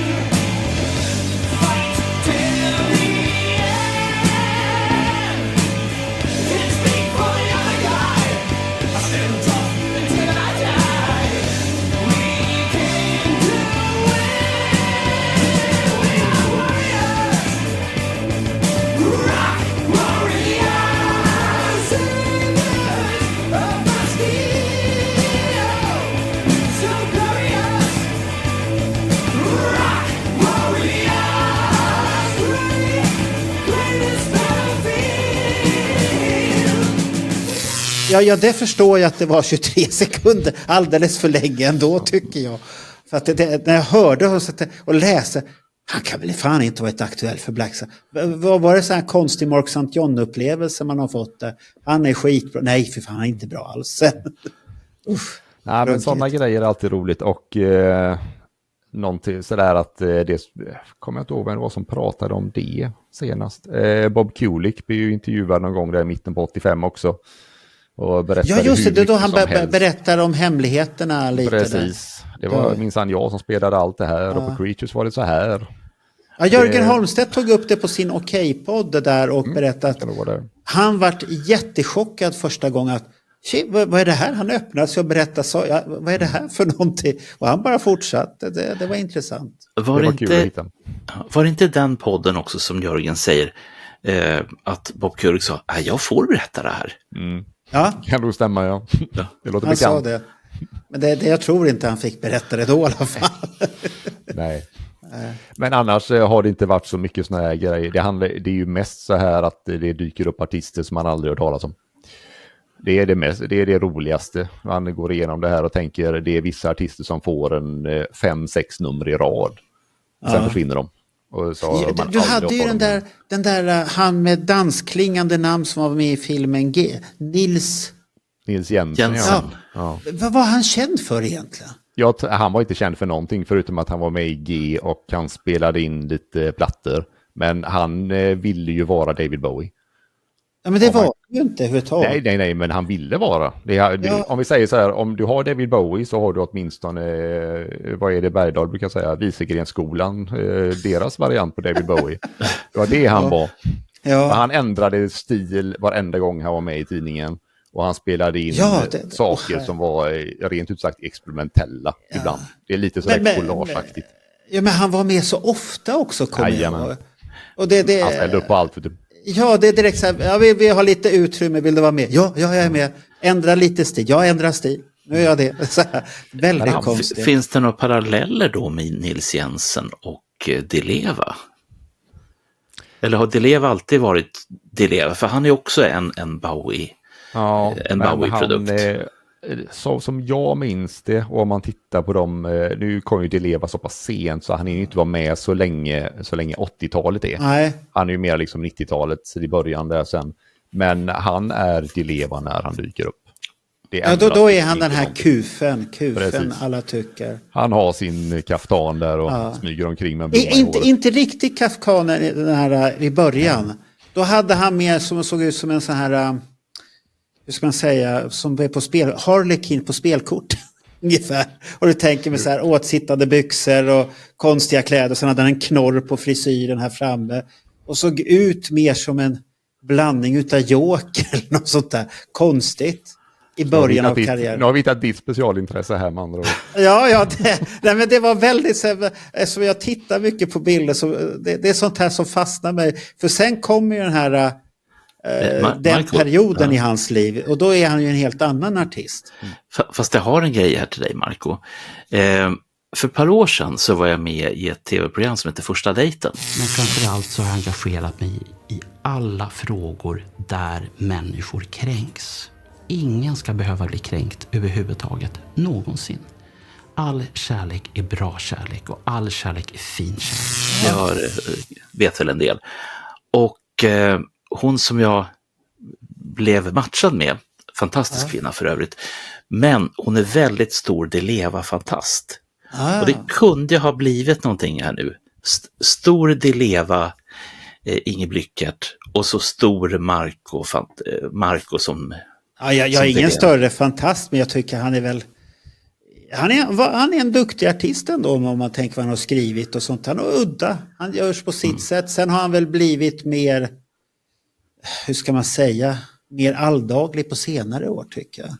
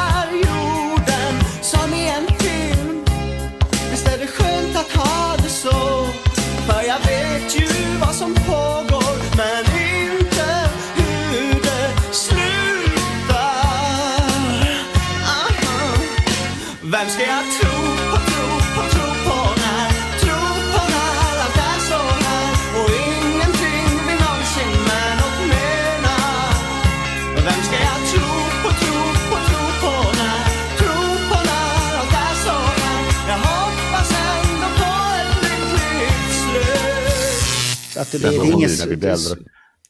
ingen spänning. Det är ingen spänning. Det enda är väl att han gjorde någon filmroll. Han spelade någon halvdan typ. Jag vet. Och det enda jag tänkte att han passade väldigt bra till den typen. Han spelade en väldigt ond lärare i, nu ska vi se här, vad är det han heter som kom från rymden? Som det först gjordes en tv-serie om. Och det är runt 08-09. Och sen så gjorde man en film på honom. Och det är en Starfighter. Tack. Jaha. Han har en återkommande roll som väldigt otäck. Jag tror han spelar en det var inte den jag tänkte på. Jag tänkte på en seriös serie som gick, komediserie. Men den som var ju handlade seriös. om gangsters i förorten som var totalt värdelösa. De kanske har varit skola för de gangsters som är idag. Det är ju inte bra, för då blir det som det blir i sådana fall. Menar du att de är dåliga gangsters nu för tiden? Har du några historier du tycker är väldigt anmärkningsvärda som du har läst i tidningen under håll på och skannat och tyckt att det här, ungefär som att du varit som Alex Bergdahl där när han läste om Vargtass och varit alldeles lyrisk av det? Nej, det är ju så, eftersom det tar så fruktansvärt lång tid att skanna bara, så har man inte tid att läsa sakerna när man skannar dem. Så jag kan inte påstå att det är några sådana saker som har fastnat. Det är mer det här att man bläddrar förbi när man ska skanna någonting och tänker, men varför har jag aldrig hört talas om den här gruppen överhuvudtaget? Och det kan ju vara 100% säker på att jag hade det här numret en gång i tiden. Man har väl läst, men man fastnade. Ja. Det var ingen bra. Men de ändå de slås upp som nästa stora grej lite då och då. Man tänker, jaha. Men det var ju så här Vargtass när han läste om att han var ledsen att han inte fick spela för pensionären och handikappade där. Och så tänkte men han kom ju tillbaks, va? Så det gick ju bra. Ja, men vad var det för Ja, jag förstår. Vem var det som var manager? Titta, han är där, titta. Och han var bara stor i Sverige. Ja, vill du veta det här, Marco? Då ska du prata du ska prata med Hans Hattvig. Ja. För Hans hade honom boendes, om jag minns rätt nu, så bodde han hemma hos Hans Hattvig i månader det här året 1980. Och han har varit med och träffat Kiss, så det finns Kiss-kopplingar. Vargtass är ett unikum. Jag kan prata i timmar om Vargtass. Så att... herregud, är du ett Vargtass? Nu byter vi fort här och går vidare. På gången. Fy fan, Skotta, du är ju inte bra. Alltså. Ja, ni kanske undrar vad fredagsdrinken är. Eftersom bloggen den här veckan har gått i djurens tecken, så vad kan passa bättre än en vargtass? Och då allra helst en norrländsk vargtass. En rejäl skvätt vodka. Och ett lingon. Skål! Ha en trevlig helg!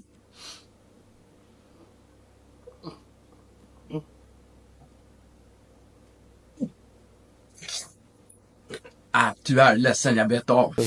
Men när man vänta, det var inte ens jag som lyfte ordet vargtass. Ja, men det var ju att jag tänkte att han var nostalgisk när han läste någon artikel där. Vad gillade de här när Samantha Fox-vågen kom där? Och det var ju helt rätt tid för mig. Vem var först utav de där? Sabrina, Samantha Fox? Ja, Samantha Fox. Var det Samantha Fox där? De hade, nu är det lite svårt att veta vad som är sant här, för det finns två olika historier om man lyssnar på Hans Hattvig eller om man lyssnar på Anders Tegner. Ja. Men de lyckas ju tajma så att första gången Samantha Fox är med i Okej överhuvudtaget, så har hon omslaget och den kommer ut samma vecka som Touch Me går upp som etta på singellistan i Sverige. Ja, det är ju en fullträff egentligen. Ja, och dessutom så är det här första numret som Hattvig gör när han kommer tillbaka 1986. Så, var det så sent, 86? Ja, det är det. Jag har den liggande här, givetvis. Fan, då hade man börjat gå ut och härja och ha sig. Sitter jag och läser. Satt jag läste Okej fortfarande. Kanske om det var Samantha Fox på omslaget. Men det finns ju, om man nu orkar plöja igenom Hattvigs 2 jättebiografier där han berättar väldigt ingående om de här åren när han gjorde Gröna gubbar från Yr, och inte att förglömma det magiska mästerverket Blödaren. Det är bra grejer, och speciellt när han beskriver i sina memoarer om hur bra det var, och vissa utav personerna i filmen slänger han hejdlöst under bussen. Det är ingen pardon utan bara tjoff. Och har man läst böckerna, sen kan man gå och lyssna på extra materialet som finns till de här filmerna. Och det är inte att leka med det heller. Nej, det är det. Men om man säger så här, den här tiden, 80-talet, den har ju påverkat väldigt mycket, och Okej var väl en rätt så hård 80-talsprodukt egentligen. Glorifierade 80-talet med alla artister och layout och sånt. Det var ju neonfärger och alltihopa. Tror du att det har påverkat oss läsare, att vi har en så här nostalgikick åt det där? Det är som, du kommer ju lätt att se hommage till omslagsstilen från Okej. Speciellt där 84-85 med de här pilarna som kommer in från sidorna. Det kommer att dyka upp med jämna mellanrum när det är någon som vill ha ett kul omslag på sin nya bok som är en biografi eller vad som helst. Jag har använt det själv när jag har gjort dålig musik. Så det är definitivt. Alla de som är uppväxta med det här, de är djupt påverkade av det som händer. Det räcker med att man säger det till folk. Har den påverkat de artister som växte upp till exempel som i din generation som var unga? Jag var lite äldre, och Bernt var ju mycket äldre då. Att det har ju ändå påverkat dig på något sätt. Kan det ha påverkat sen resterande tid artister skulle skriva låtar och sånt här? Att det vart automatiskt så mycket motsats. Men 90-talet är väl ändå... Jag tycker den här 80-talsoptimismen, den fortsätter en bit in på 90-talet. Men då skulle alla vara så jävla stiliga på ett sätt, och det varit lite torrare. Det var inte lika roligt som på 80-talet, tycker jag. Framförallt så om man tittar på tidningar och sånt, så är det mycket, mycket mer stramare estetik på 90-talet. Och det sker ett liksom verkligt paradigmskifte för Okej precis i slutet på 1989 när Hattvig lämnar andra gången. När det kommer in en annan chefredaktör. Det blir en helt annan tidning. Och den är rent ut sagt ful. Okej, i slutet av 1989 och början av 1990. För jag slutade med Okej där någon gång. Precis i början av 90. Man hade träffat... Ja, då hade jag träffat min fru som jag var gift med då på den här tiden och sånt. Men jag var inte gift då, men jag hade träffat henne i alla fall. 87, 88 där. Och då köpte inte jag Okej, men jag kunde bläddra i den och titta i tidningsaffären och sånt där. Och sen när 90-talet kom, som du sa, då tyckte jag att den var så jävla tråkig, så jag tittade inte överhuvudtaget i den. Nej, det var ingenting som tilltalade mig överhuvudtaget. Nej, det är någonting som dör där. Men det har ju med att liksom stilen utvecklades överlag. För det var ju inte samma sak. Folk brukar ju snacka om det här att grungen tog död på glamrocken och allting sånt här. Det är ju en sanning med modifikation, men det händer ju ändå någonting där. Det är en estetik som dör, som sen inte kommer tillbaka förrän en 15 år senare eller någonting. Ja, det är väl en sån här Aqua dyker upp igen, då helt plötsligt 80-talet. Ja, det är ju en kopia på det helt och håll, Barbie Girl. Men det är väl så här, man får en wake-up-call helt plötsligt, att vakna till upp från drömmarna här nu får du vara i verkligheten. Och det var ju någonting helt annat när det kom, det här grungen och sånt där. Det tog ju död på mycket. Och stackars hårdrockarna och sånt där. Men de klassiska akterna, de överlevde ju allihopa. Det gjorde de, men det var ju för det mesta i väldigt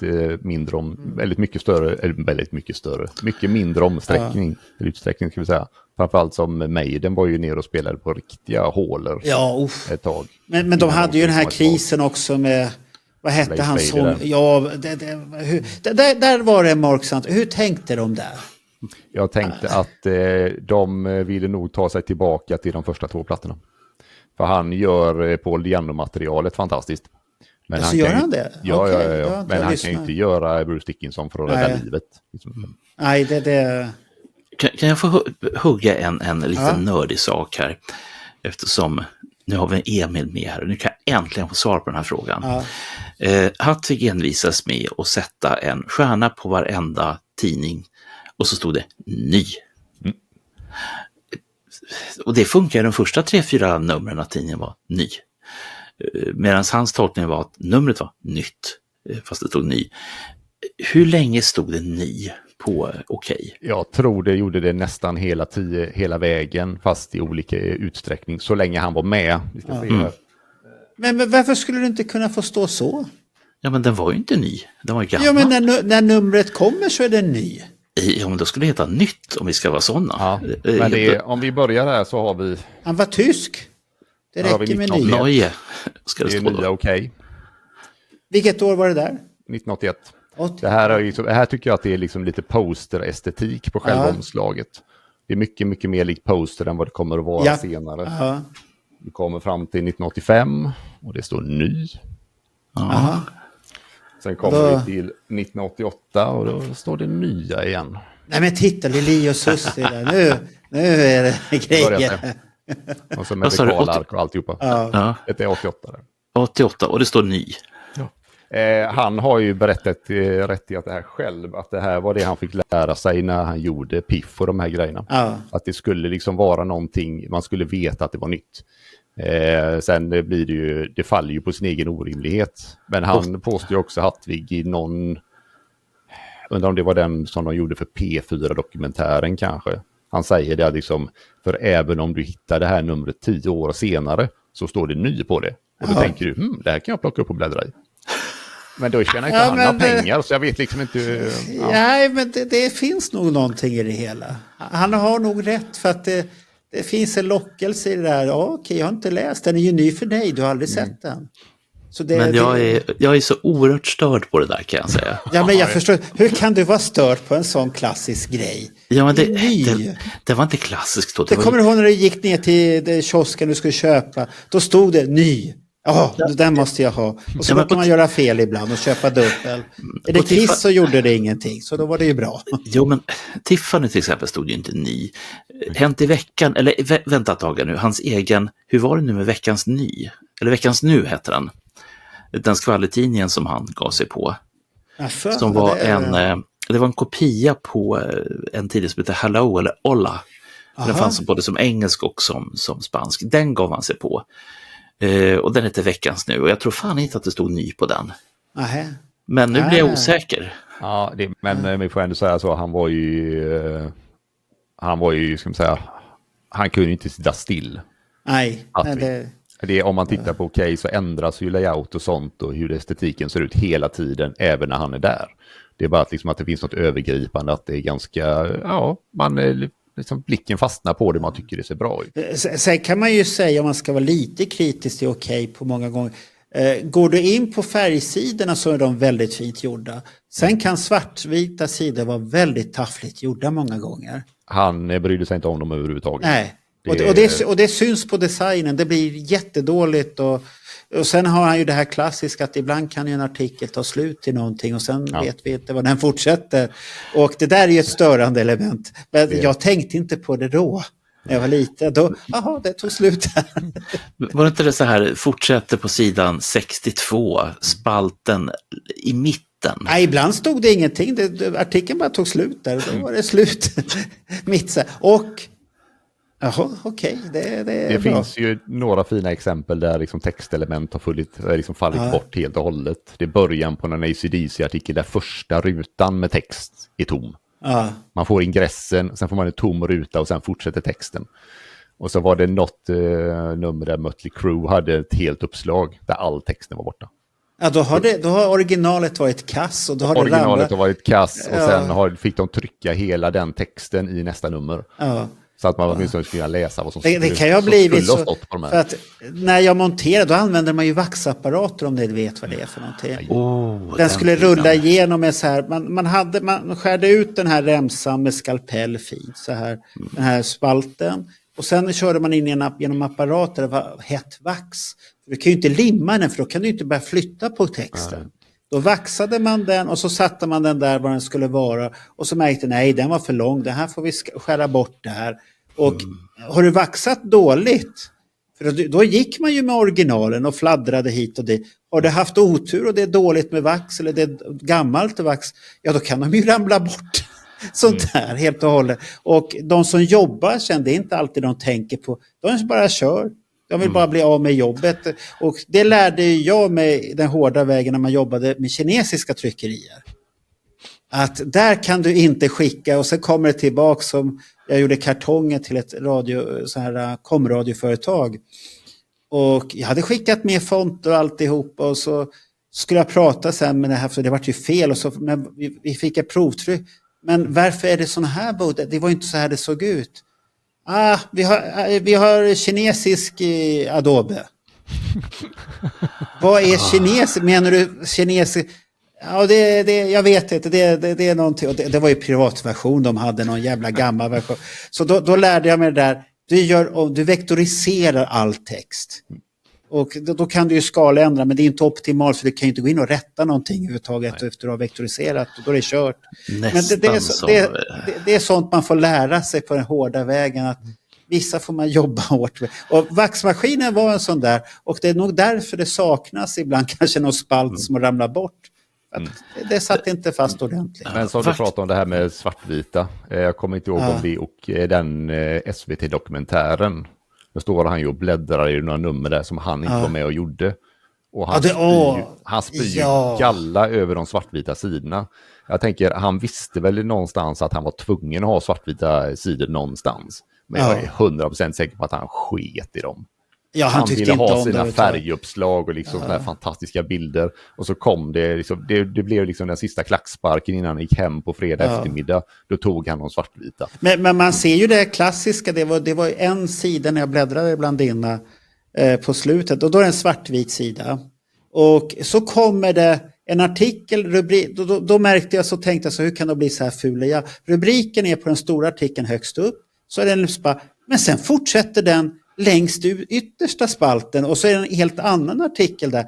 Och då tänkte jag, men då har den artikeln funnits där. Det här andra tomrummet måste vi fylla med någonting. Och det ser ju helt, man får inte göra så. Nej. Och det vet ju han själv också, att man inte får göra så överhuvudtaget. Så att var det kanske så att han egentligen skällde på sitt yngre jag, att han inte kunde bättre än så. Ja, för han var ju jag vet ju bara när jag började här på Nordisk Mediaservice där, och det låg precis under Okej-redaktionen då, när jag började där på Karlbergsvägen. Ja. Och vi satt där, och så kom jag dit, och de sa, du är duktig, men du får hand om den här jobbiga tysken som kommer. Ja. Och så sitter han killen, han är skitjobbig, man förstår inte ett skit vad han säger, och han är jättejobbig. Så kommer han där, och jag känner ju igen vem det är, men jag vågar inte säga någonting. Jag ser ju, det är han som gjort poster för fan. Och jag var ju alldeles till med så fan, jag får jobba med honom. Och han stod och tittade, så här gör du, okej. Och så gjorde jag, så kom han ner så här, fan du är duktig, du är bra, det här är jättebra. Tack. För han var jättenöjd med mig, och sen hade han ju sagt till chefen så, jag vill att den unga killen gör, inte den där andra jävla taffen där. Den unga killen ska göra, och det var jag det som fick göra det där. Så länge vi varade där, det var väl ett halvår jag gjorde original till tidningen där sen. Så det var roligt tycker jag i alla fall. Jag har en fråga till dig, Marco. Ibland blir jag så här nostalgisk över skitsaker. Som det här med vaxet till exempel. Och skalpellen.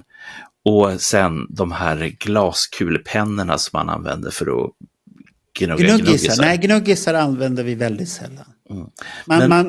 Man skrev ut i en PC som ser ut som en ordbehandlare, där du skriver in den här rubriken ska vara 15 fonter och liknande, och så skär du ut de där färdiga stycken.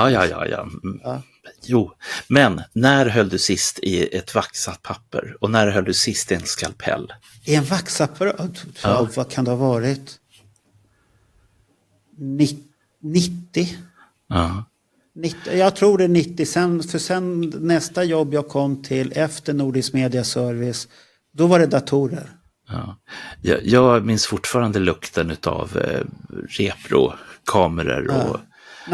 Nackdelen är om du har ett lutande bord, det är det här gamla klassiska att du kan ha en skalpellblad i benet.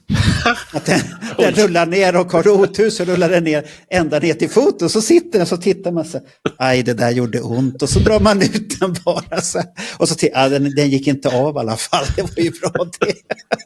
Så det har man gjort, eller att man har bränt sig på vaxet. Det har hänt också, man tar upp fan också, så har man någon blåsa så här, för att det är för varmt. Så att det är så här klassiskt. Och jag saknar inte den tiden överhuvudtaget.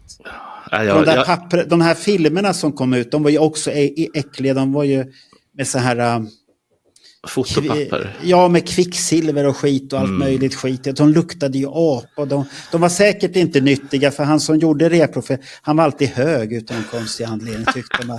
Och han drack inte alkohol på jobbet, men han var alltid hög på något alltid så här rödblommig om kinderna och så här, lite smått förvirrad. Men jag kan ju säga, eftersom när jag gjorde fanclubstidningar, då var det ju också, det var vaxat papper till och från. Skalpell, absolut. Jag har inte haft den turen som du har haft, att den liksom, oj. Nej, men sen måste man ju tänka på när skiftet kom där 89-90 någonstans där, när jag började jobba med datorer. Det var väl det att jag hade väldigt lätt för datorer, som tur var. Jag var ju så här att jag sög i med det där väldigt fort, så att när jag sen kom till Tenbergs 93 och började jobba där, det var i samma veva när Andreas föddes då. Det var en reklambyrå och man skulle jobba på mackar. Jag hade bara jobbat på PC innan. Det var spännande det här med mackar, och man satt där och jobbade och sånt här, och man lärde sig fort. Och då var ju det att då kom jag i kontakt med Photoshop första gången 93, och det där var ju spännande, man kunde manipulera och sånt här. Och det tog väl ungefär ett år efter jag hade börjat där, då var jag duktigare än han som hade jobbat med bildbehandling redan från början när Adobe hade börjat släppa Photoshop. Då var jag duktig, han bara stod så här: hur gjorde du det där? Ja, man gör sådär. Ja, men den skugga, var kom den ifrån? För att han hade väldigt svårt, och han var lika gammal som jag, men han hade väldigt svårt att ta till sig teknik. En annan, bara när man gick och köpte de här dyra tidningarna på Presscenter då, de var dyra. Det var ju så här Bibeln, vad kan man göra nu? Man satt och bläddrade, man kan göra så här. Och så sitter man där bara och övar, jaha, det var så. Och sen är det här klassiska, för mycket effekter, det syns på layouten på tidigt 90-tal att folk har upptäckt Photoshop.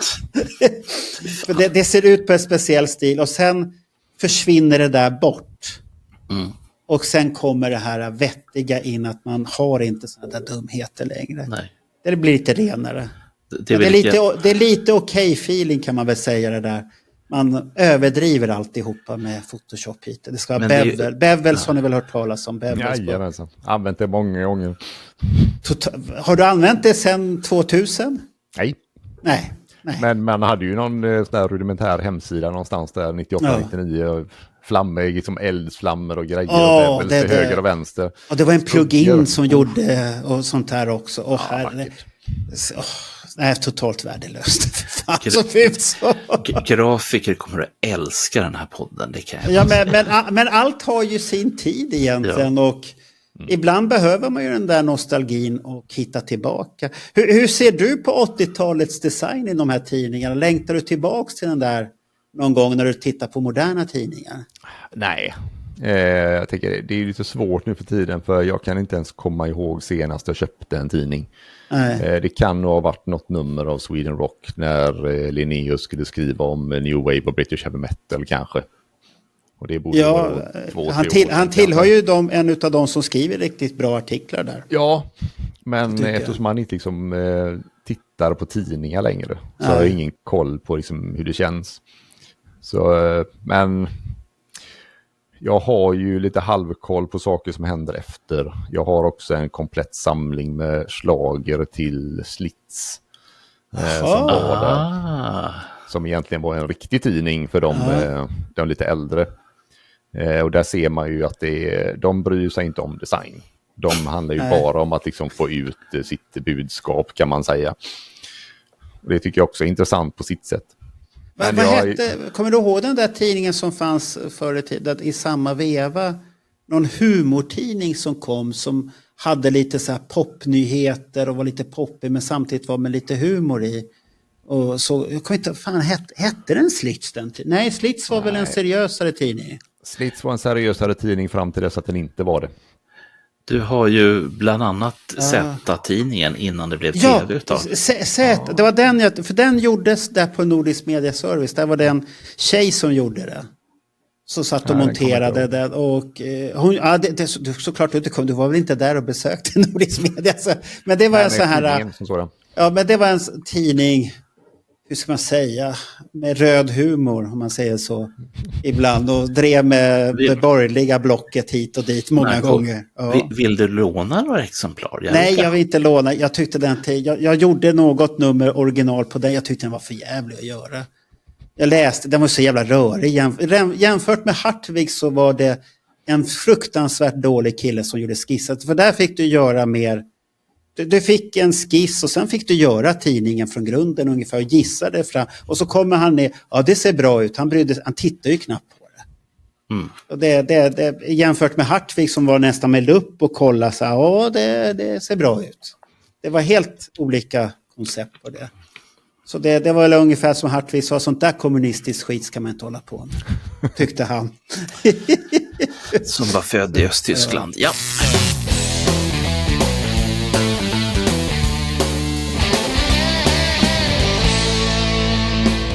Men hur ser det ut med din hemsida och framtidsplanerna för den? Är den komplett nu helt och hållet eller saknar du något? Nej, det är liksom, när det gäller alla tidningar så är den komplett. Jag fick ju då tag i den sista sidan. Jag saknade ett nummer från 1982 på Okej. Och sen sista nummer på Poppis. Det var det som trillade in allra sist. Men allting finns där. Alla sidor som gick och bläddra i Okej, Rocket och Poppis från 80-talet. De finns där. Poster och dekalark är det lite sämre med. Och löpsedlar finns det bara typ en handfull eller någonting som man kan titta på. Ja, men det är ju häftigt att alla tidningarna finns där. Det är ju häftigt redan. Som sagt, eftersom det är informationen som jag bryr mig om. Så om jag liksom får tag i bilder på poster och sånt så kan jag tänka mig att slänga in dem där. Men det är inte liksom någonting som jag känner att det måste bli komplett. Nej. Men om det är någon som lyssnar och har bilder så kan de gärna ta kontakt med dig. Göra. För det hittar man ju på de flesta. Du har säkert varit inne och lurvat runt i de här kissidorna och överallt och sånt här. Jag är på lite här och var. Jag försöker liksom, för det mesta så försöker jag hålla mig i bakgrunden. Det har jag gjort sedan jag liksom kom in i Kiss-communityn runt 96 någonstans där. Så jag har inte hört mitt namn på väldigt, väldigt många år, men jag har funnits där och puttrat i bakgrunden. Hur kommer det sig att du alltid ska puttra där bakom, inte vill vara i ljuset så här? Det är för att liksom, min person är fullkomligt ointressant. Det är ju det som Kiss har gjort som är det intressanta. Så det finns ju ingen anledning till att liksom Emil Örtenmark ska ha någonting liksom i världen att göra när det finns liksom intressanta detaljer om Kiss att prata om. Ja. Nu skulle jag haft jättemycket kommentarer. Ingenting negativt om dig, men det är kanske många som skulle behöva, jag kan säga så här, många skulle behöva ta lärdom utav det där, Emil. Det säger jag kortfattat bara. Och jag skulle vilja säga att världen behöver mera Emil Örtenmark.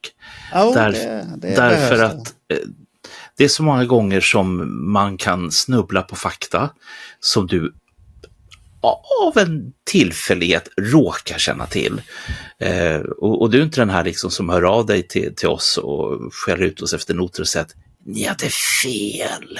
Jo, men han kan skriva på Encore han gjort någon gång. Ja. Han har kompletterat så här. Så här är det. Men då är det så här knastetort och snyggt och prydligt och rätt. Men nu beskriver du Emil som en tråkigt torrt vin. Nej, det är inte alls dumt. Som sagt, jag är akademiker i grunden. Det är därför. Ja, men så jävla torr är du inte. Nej, man kan vara rolig och vara akademiker. Men det är du. Du är rolig och jag tycker du har mycket bra saker att komma med. Så slut inte ihop Musslan. Låt Musslan få puttra ut lite med historia så här. Och inga konstiga anspelningar på någonting annat här nu. Nej, det lät fel alls. Det där. Ja, det är inte alls bra. Nej, jag börjar märka det i mitt huvud sen efter ett tag. Men det är bra att det kommer ut, tycker jag. Jag gör ju saker hela tiden. Det finns inte en lugn stund i mitt liv som inte liksom någonting rullar i huvudet. Jag har som sagt jag har börjat med liksom en fortsättning på det här med popnostalgi. Tanken är att det ska bli en subdomän sen med lite andra saker som egentligen inte är lika roliga från det året. Men där kommer det att bli Tiffany, men inte den Tiffany som Bernd tänker på. Nej. Vad är det för Tiffany då? Det är Tiffany, det är den jävla Hans Hartvig igen. Som ska vi se om det verkligen är hans år förstås. Men det är också Bröderna Lindströms förlag som känner att vi behöver försöka ta lite från typ Veckorevyn. Så de liksom slår ihop Veckorevyn Okej och får ut någonting som är då ett tjejmagasin som heter Tiffany. Lite livsstil, sådär, lite mode. Och det ser man sen att när det går i graven så trillar de grejerna in lite grann längst bak i Okej. Så att du får sån här en liten frågespalt. Liksom bara, är storleken verkligen viktig? Dyker upp där 1989. Man tänker, aha. Alltså den eviga frågan som ingen kan svara på.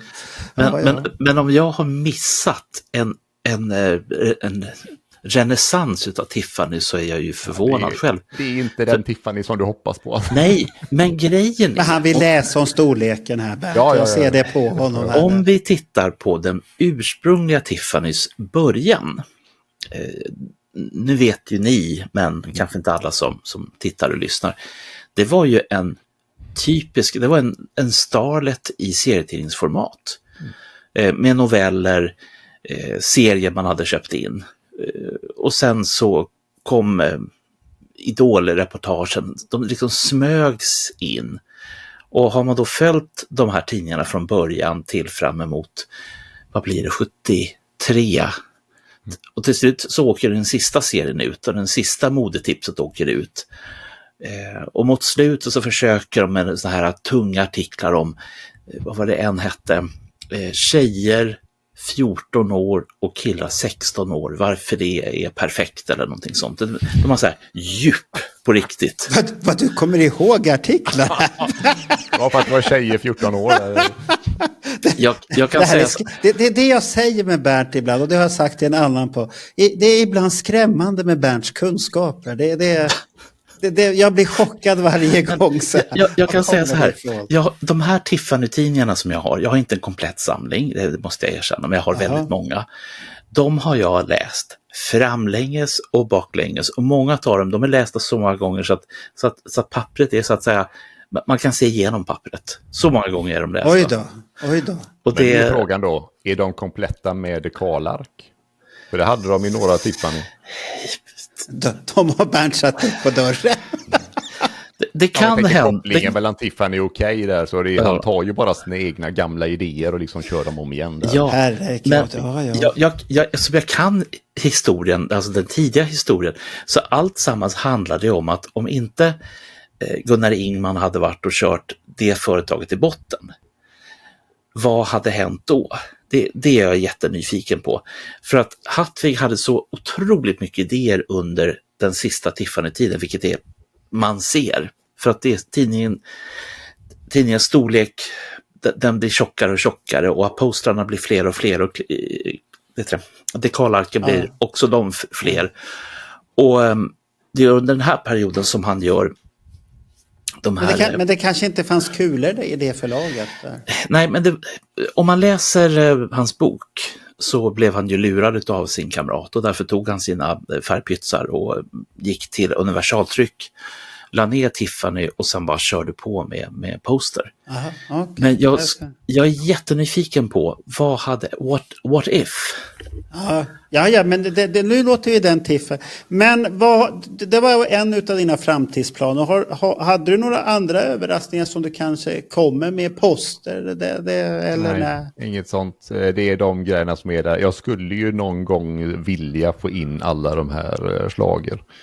För det är mycket grejer där som är, som sagt, det här är ju seriös musikjournalistik på ett annat sätt än vad de här tidningarna var. Men jag tänker köra där, subdomänen är det som kommer först. Då är det mycket såna här specialtidningar om Herreys och Carola som ju var 13 på dussinet under några år.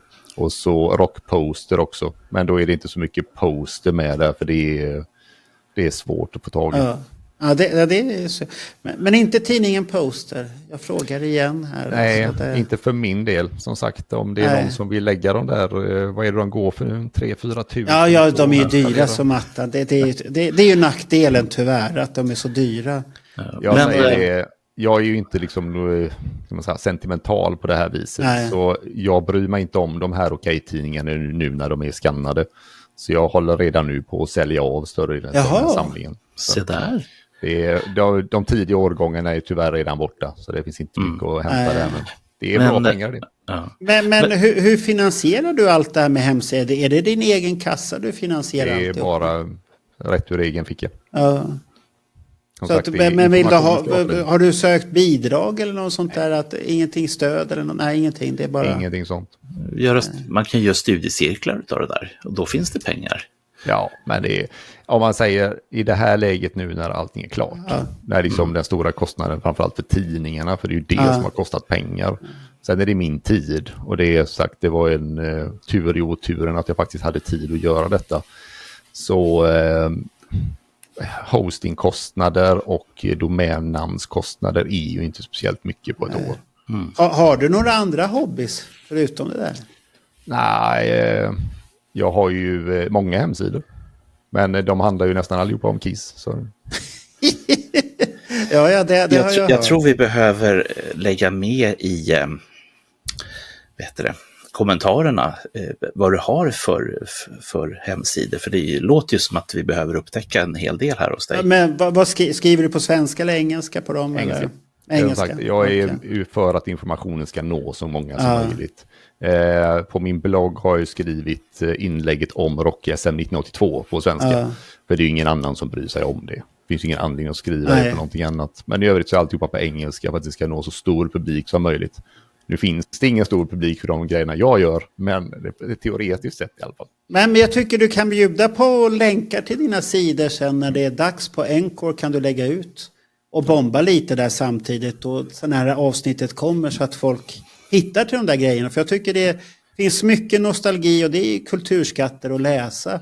För att du har ju skrivit artikel till Destroyer och sist du skrev då var du ju på väldigt hög nivå med det här Animalize och analysen utav det, och den uppskattades utav de som verkligen vill nörda ner sig. Det var nog var det inte Animalize? Nights in Satan's Service var nog det som var senast jag skrev. Men Animalize var rätt. Det var When Lightning Struck hade jag Animalize. Vad gjorde du för artikel då? Jag gjorde 2 stycken om 1980. Först gjorde jag en om när det är första gången det dyker upp Nights in Satan's Service 1977. Just när de är i det Billings, där det kommer en insändare som säger visste ni inte att de är satanister? Och så vidare. Och sen skrev jag om 82-83 där. För det ska Bernt och jag göra ett avsnitt. Och jag tycker det är så fascinerande, men det jag kommer tycka är frågan egentligen, vad var syftet med det hela?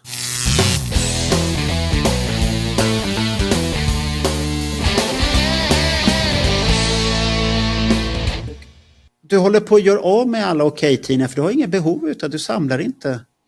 Jag är som alla människor är i grunden samlare. Men vi samlar ju på olika saker vid olika tider av livet. Jag har kommit fram till det att det jag samlar på först och främst det är information. Fakta. Ren skär fakta. Ja, precis. För det är det som gör att man kan sen bygga de här, ska man säga, faktaslott på detta sen, så här syntetiserar alltihopa så man faktiskt kommer fram till någonting. Så man inte bara springer på att det var väl roligt att Gene Klein fortfarande heter Gene Klein men att Paul Stanley heter Paul Stanley. Det är jättekul. Det är ett fakta, men det säger inte så mycket. Det är mycket man måste sätta i ett kontext och det är där mängden av information kommer fram. Så om det är någon som är sugen på att köpa en gammal Okej som är helt komplett så är det bara att höra av sig till Emil och på det sättet. Jag tycker det är fascinerande att vi har ändå rätt så många som nördar ner sig på olika sätt i Kiss och sånt där. Det gör ju Bernt och jag också. Vi har ju samtal och väcker upp olika ämnen och sånt där och olika experter. Men jag tycker alltid intressant att höra, för det är fortfarande här att för mig är den här fascinationen kring det här bandet. För det innebär ju att det är som du säger att vi nördar ner oss i olika saker. Ja.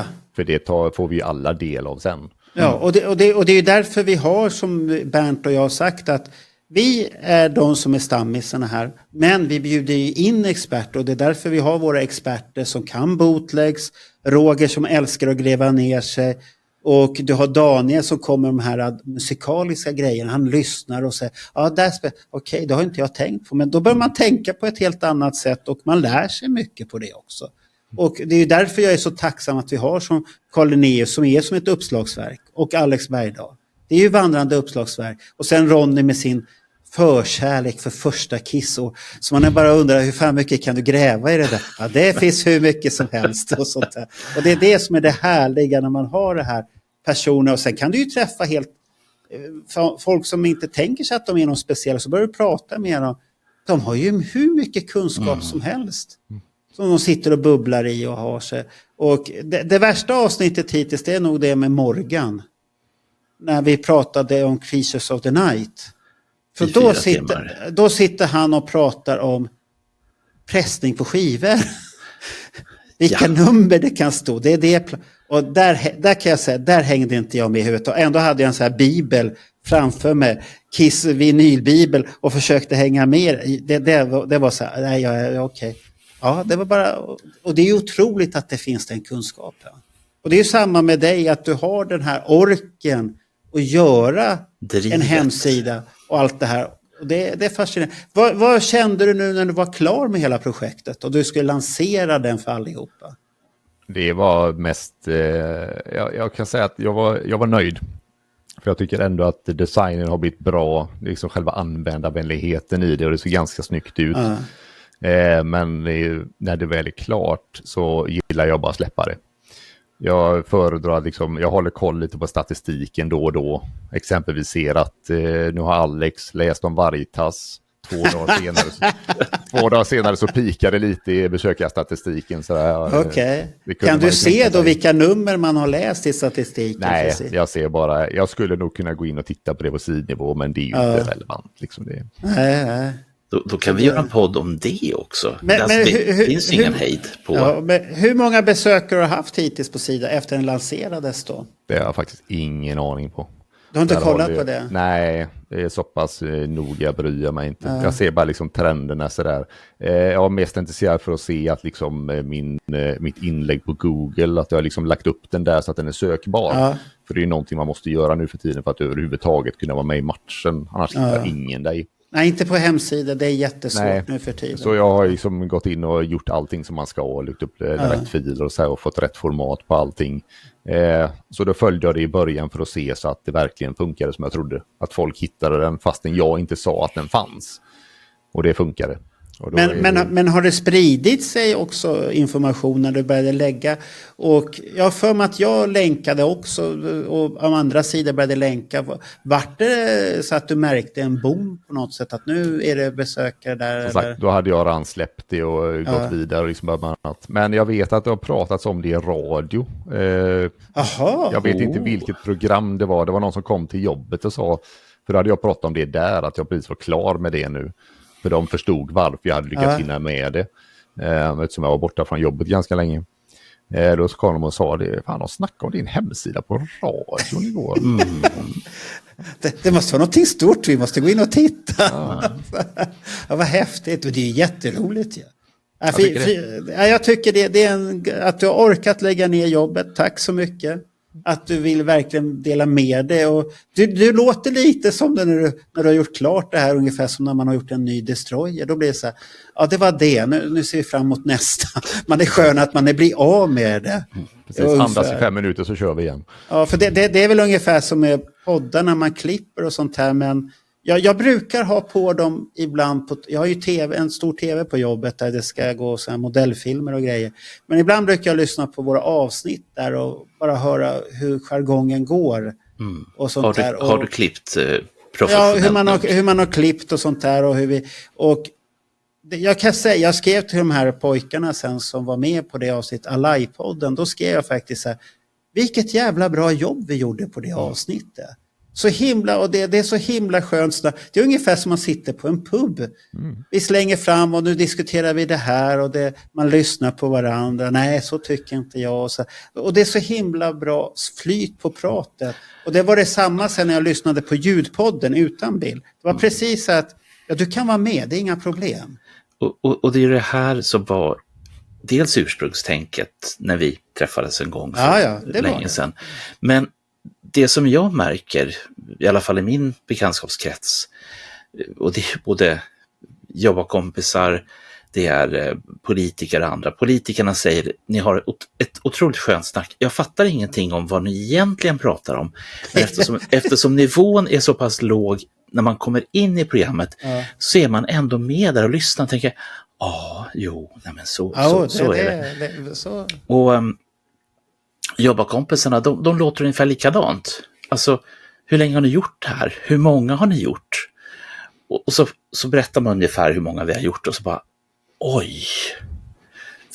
För just det här, i och med att den här takten som vi har är så pass hög, jag menar, det är ju minst en podd i veckan, eller en blogg i veckan. Det är det. Och det är folk som inte är Kissnördar, de förstår inte på riktigt. De förstår att vi gör, men inte hur många.